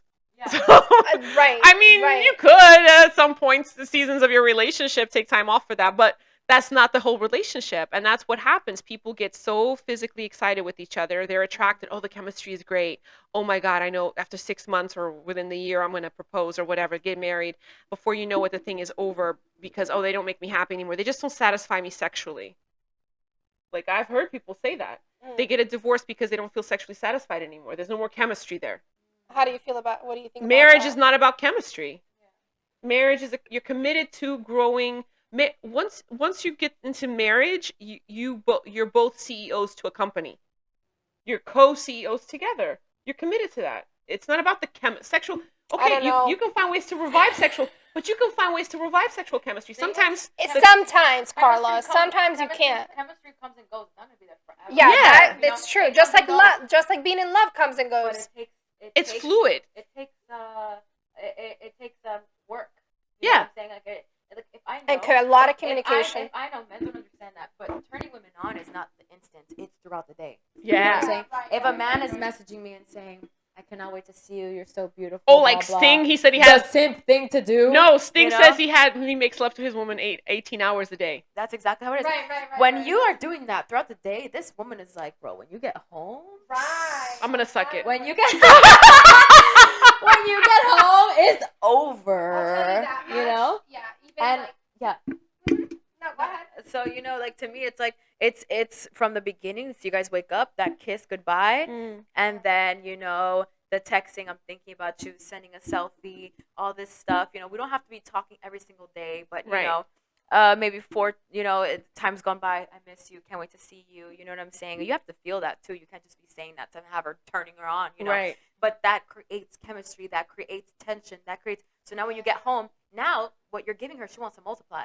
So now she's at home. And Exactly. She's like, Good oh, point. I can't wait to like cook him something, you know, and like I can't wait to like have like wine ready for him when he comes. And when he comes to the door, like I'm gonna jump on him and be like, hey babe, I And had a good day. cheese. Yeah, and like have all this stuff ready for him, you know. Or if he's like, I'm coming home with the boys, you're gonna have that whole thing looking right. Exactly. You know, all your boys gonna be like, damn, I need a wife. Can like, I what the prepare? hell? Can I prepare something for everyone? Yeah, exactly. Like your boys are gonna be like, wow, like I need this. You know, I'm gonna, you know. A woman will always multiply what you give her, but if you're not giving her anything and you're like, why is she like not doing nothing? Exactly. Check yourself first, you know? Well, let's go into the final part of this conversation. We've been going for a while now. This is impressive. We could have a talk show. We should the three of us. What kind of men do high value women want? What kind of men do high value women want? Vera, I consider you to be a high value woman. You have your own business. You're self-made in that respect. And you know, you have 2 beautiful children, right? You're a high value woman. What do you want in a man? I feel like this goes back to what we were talking about at the beginning. It's what I Nowadays, I Mhm. feel differently because if you asked me this question maybe even like a year ago, Yeah.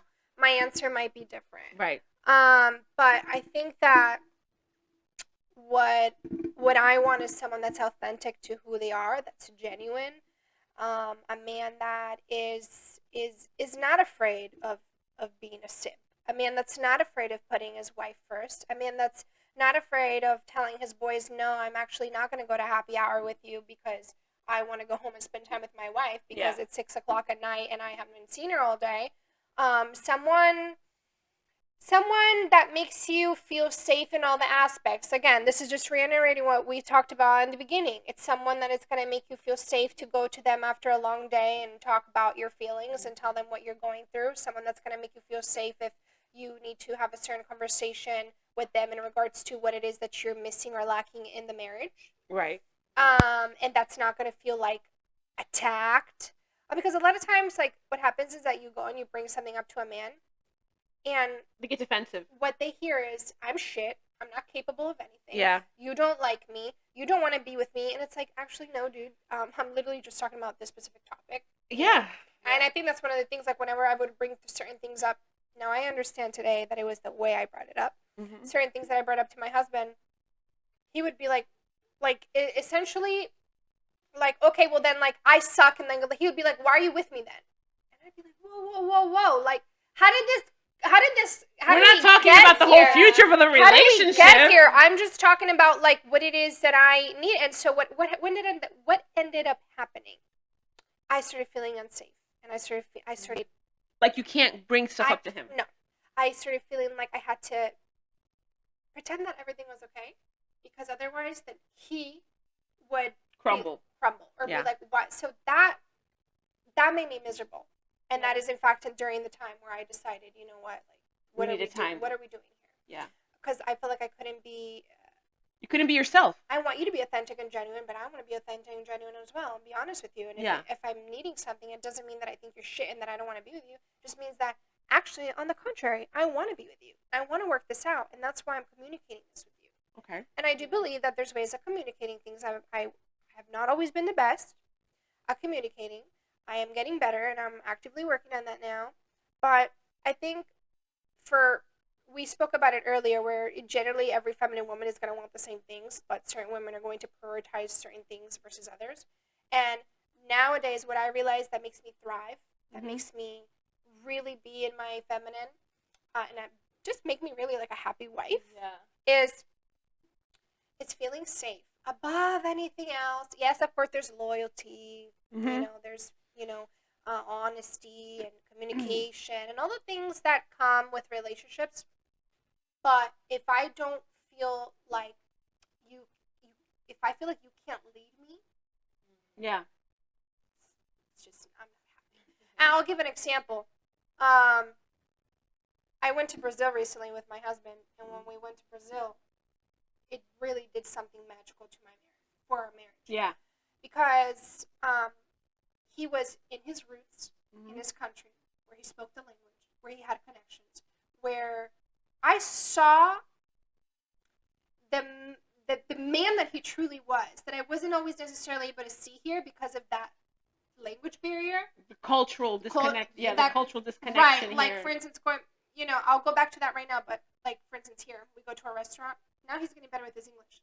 But it felt very manly of me and masculine that, like, the waiter energetically knew that they had to speak to me.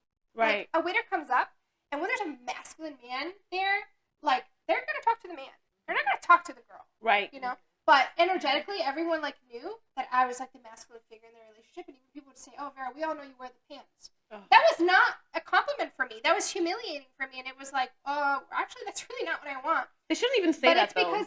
But it's because communication-wise, right. Couldn't. So I would be like, I'll take over because you're stumbling on your words. You're not fucking speaking properly right now. So even me, lack of patience, I would go and I would take over. The point is that made me feel masculine. So when I was in Brazil and I saw how he was and, like, his demeanor, and financially he was taking care of everything, and he was making me feel like secure, like safe, like was taking care of me. I was on top of this man every hour of the day. I could not get enough of him. I was like, Yeah. what is happening? I've never felt like that. I get goosebumps. Yeah. I never felt like that. Like, probably, I gotta say, ever in my marriage. You guys fell in love again. We fell in love again because I was like, wow, That's beautiful. He's a man. It was very powerful because I was able to see who he truly was without the crutches that he has in the United States. Mhm. Because there's certain crutches when you're not culturally from here that you're going to have. Yeah. But when I saw him with no crutches and walking on his own and being the powerful man that now, I didn't know before, that now I know that he can be someone that speaks up for himself, someone that, takes a lead, someone that wants to take care of not only me, but the people around him, his family, his friends, that to me was very powerful. And that's when I was like, I want to be with this man for the rest of my life. But until that, and he knows, if he sees this, he knows, there's no secrets. Until then, before going to Brazil, I was not sure. Sure. Right. And then something happened where a huge energetic shift happened in our marriage where I realized, okay, it really is just the fact of like culturally, he maybe can't be that same person here now because there's still the language barrier, but otherwise he has that inside him. I don't even know how we ended up, what was the question originally? No, you ended up asked? questioning what kind of men do high value women want? And You so want a man that was who the thing. makes you that feel makes safe. me feel safe. And when I felt like that there, where I was like being taken care of, where I would like leave and not have to think, where are we going?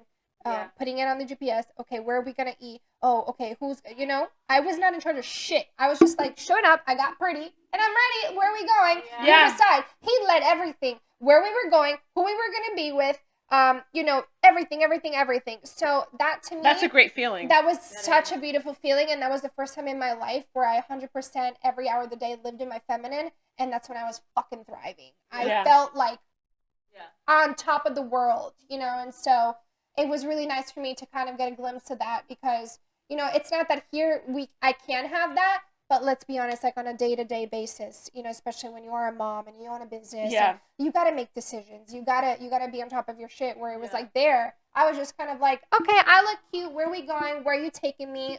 I'm going to just get dressed up, and here I am. I didn't have to use a lot of brain power. True. So that was really nice. So to me, to answer your question, above anything else, Safety, security. Yeah, security, safety, and that 100% is important to me. Okay. And that's my priority. What about for you, Jane? What kind of men do high value women I want? just have to say I'm like so happy that happened between Yeah. you guys. I'm so happy Me that too. it did because I know she was like in a really tough spot. And even going back to that, I know you had a conversation with him too, and I think that him being open to hearing you out and saying like, girl, shut up, like just get on this plane, like we're gonna figure it out, had a lot that he could have easily been like, all right, fine, that's how you feel, whatever. I'll go to Brazil. I'll go in Brazil by myself and enjoying the fact that he was just like, I didn't want to go. the fact she didn't want to go, and the fact that he was like, just get on this plane, girl, shut up, you know what I mean? Wait, you didn't want to go to Brazil? No, she didn't want to go. I didn't want to go because we were going through that period of time where I mentioned to you before where I felt gaslighted, and I felt like, every time I would bring something up to him, he would think that like I didn't want to be with him. Right. And he would think that I didn't respect him, admire him, or cherish him, or love him. Just because I was feeling so unbelievably gaslighted and manipulated. And honestly, he's not a bad person at all. I don't think he even realizes that he wasn't doing it with the thought of, I'm gonna manipulate the shit out of this girl her. No. and hurt me. No, not at all. Like, he's like one of the most genuine people I've ever met in my life. I think he wasn't realizing it. He was not realizing it until I had to consistently bring it up. But he's the one that was like, I literally was on the phone with Expedia, like actively canceling my ticket, and he grabbed the phone from me and like hung up, and he's like, I don't know how we're gonna make it happen, but we're gonna make it happen. You're coming with me on this trip, and I'm going to show you the man that I can be, and we're going to come back, and we're going to be very happy. Sometimes you need that, My parents went through a phase like that where that's what resulted in them coming to this country. They needed to get away from, but that was different. But Portugal is my root country, but they needed to get away from there to basically bring a new sense of love back into their marriage. It was coming here. Oddly enough, I don't consider this to be a country that is geared towards keeping families together. But They needed distance from certain scenarios and situations and people as a couple. So yeah, it's good for Exactly. couples to do that. It's good for couples to distance Yeah. themselves from that, even from Yeah. their kids. Like we didn't come Yeah. with my parents, and it was hard for me as a kid and my brother. Some days I got angry at them for that, but looking back, I'm grateful that they did that. Also because I had the opportunity. Basically, life put me in a position very early on that was like a snapshot of the life of who I needed to be later on. And Yeah. sometimes you don't realize that. The things that you feel are so painful in your life that traumatize you or that hurt you deeply or that make you feel resentment, sometimes those are the things you're going to need later on in life to be the person you have to be. So, to be a person who's in charge of like uh, a whole household, a small family, still go to work, still be a mom, be everything, and financially solo in today's economy. Um, and I just bought property, and I bought a new car, and a lot of the things that I get to do is kind of difficult. Sometimes I hyperventilate because there's no safety. If something happens to me, everything's lost, Yeah. and Yeah. that's very difficult. So when I go out on a date with a man, and this is what aggravates me about them thinking that you're a gold digger, or I had one guy ask me, so should men pay for everything? It's kind of like, yeah, because I'm a high value woman. I basically not only have a whole ship, I built a lot of that ship by myself. So I I'm not going to submit to a captain who also tells me I have to continue paying for it and building it. Then I don't Right. need you. I want to continue doing it solo. It's no longer a Right. partnership. You know what I No, mean? Yeah. that becomes, Yeah. like you said, a liability. Yeah. Yeah, because the liability, but also like um and I don't mean to interrupt what Jane was going to say, but I get emotional about it because you know any some people go out dating because they want to have fun, and I know that there's this whole culture of women that go on dating apps just to have a date, be taken out to a nice place and have a free dinner. Not everyone is like that, and you can't approach every girl after you've been hurt and test her, which is what I have also experienced. I've experienced men that also want to put me to the test with certain attitudes and moves that's kind of like, no, I'm completely turned off now, Right. you know um it doesn't make me quit because you need to be confident to know that you can walk away from something. Just walk away from something. I don't know why people don't walk away from what makes them uncomfortable. You're only uncomfortable if you Afraid to stay. get You're away. not uncomfortable if you walk away. They don't walk away because they want comfort. There's something that happened when they were younger that they were always abandoned or ripped away from something right when Yeah. it was getting good, and now they long to be comforted So in their adulthood. so you see something I resented. I for a moment I resented my parents leaving, or not leaving, but deciding to have a life somewhere else for themselves while my brother and I didn't want to be here. We were in Portugal. I resented that, but now I understood that that's actually what helped me in the person that I am today, because I needed to walk away from a lot of stuff that would have been horrible for me and my child. And still today, I will still walk away. Like I could be with someone and truly enjoy, like thoroughly enjoy them, and thoroughly give the vibe off as if we're going to be together forever. And tomorrow you never hear from me Yeah. because I just realized this is not for me. Yeah, I agree. That's what happened with me. I said I agree with you because it's worse. You thoroughly enjoyed it. And Yeah, you're like, it's no. worse when you enjoy them and then you have to walk away from it because it's no longer serving you anymore. So Jane, what kind of men do high value women want according to you?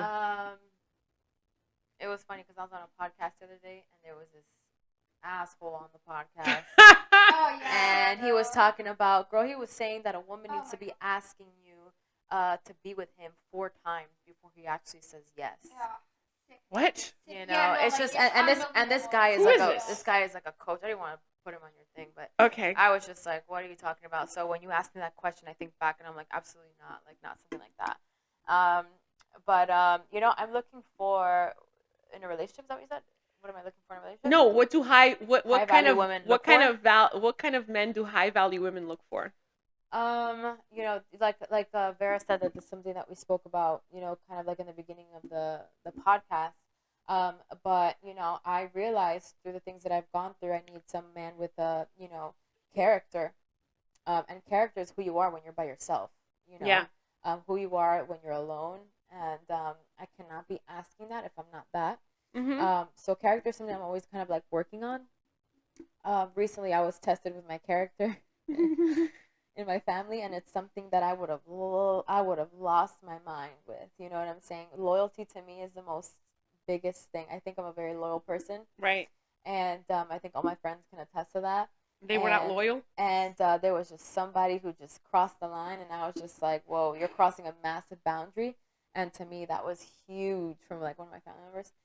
And I think that God was testing me, because if I'm asking God for a man who has character, and I'm also asking God to make me into a woman, a wife, then Mhm. also I have to, my character also has to be like aligned. Right. And so when I felt that was happening to me, I was like, okay, I see what you're doing. You know what I mean? And Yeah, I was like, yeah. all right. Was a time where I would have launched somebody? Like, all right, God, like, I'm just Now, kidding, I wouldn't launch now, somebody. now, this is Jane after God. Yeah, this is Jane after God, yeah. But honestly, like what I look for is just somebody who, what a high value woman looks for is for a guy, like I said, somebody that she can lead on, and somebody like that she can trust, Mhm. and I will not be with anybody who I feel like I cannot be like, you know what, you got this, I know you got this. Yeah. Like being able to just hand the baton over to somebody and say, hey, like I know that you can do this, I'm good. Because being somebody in business, being somebody that I still live with my family, like being in that environment, you want to make sure, especially now because my mom has given me everything.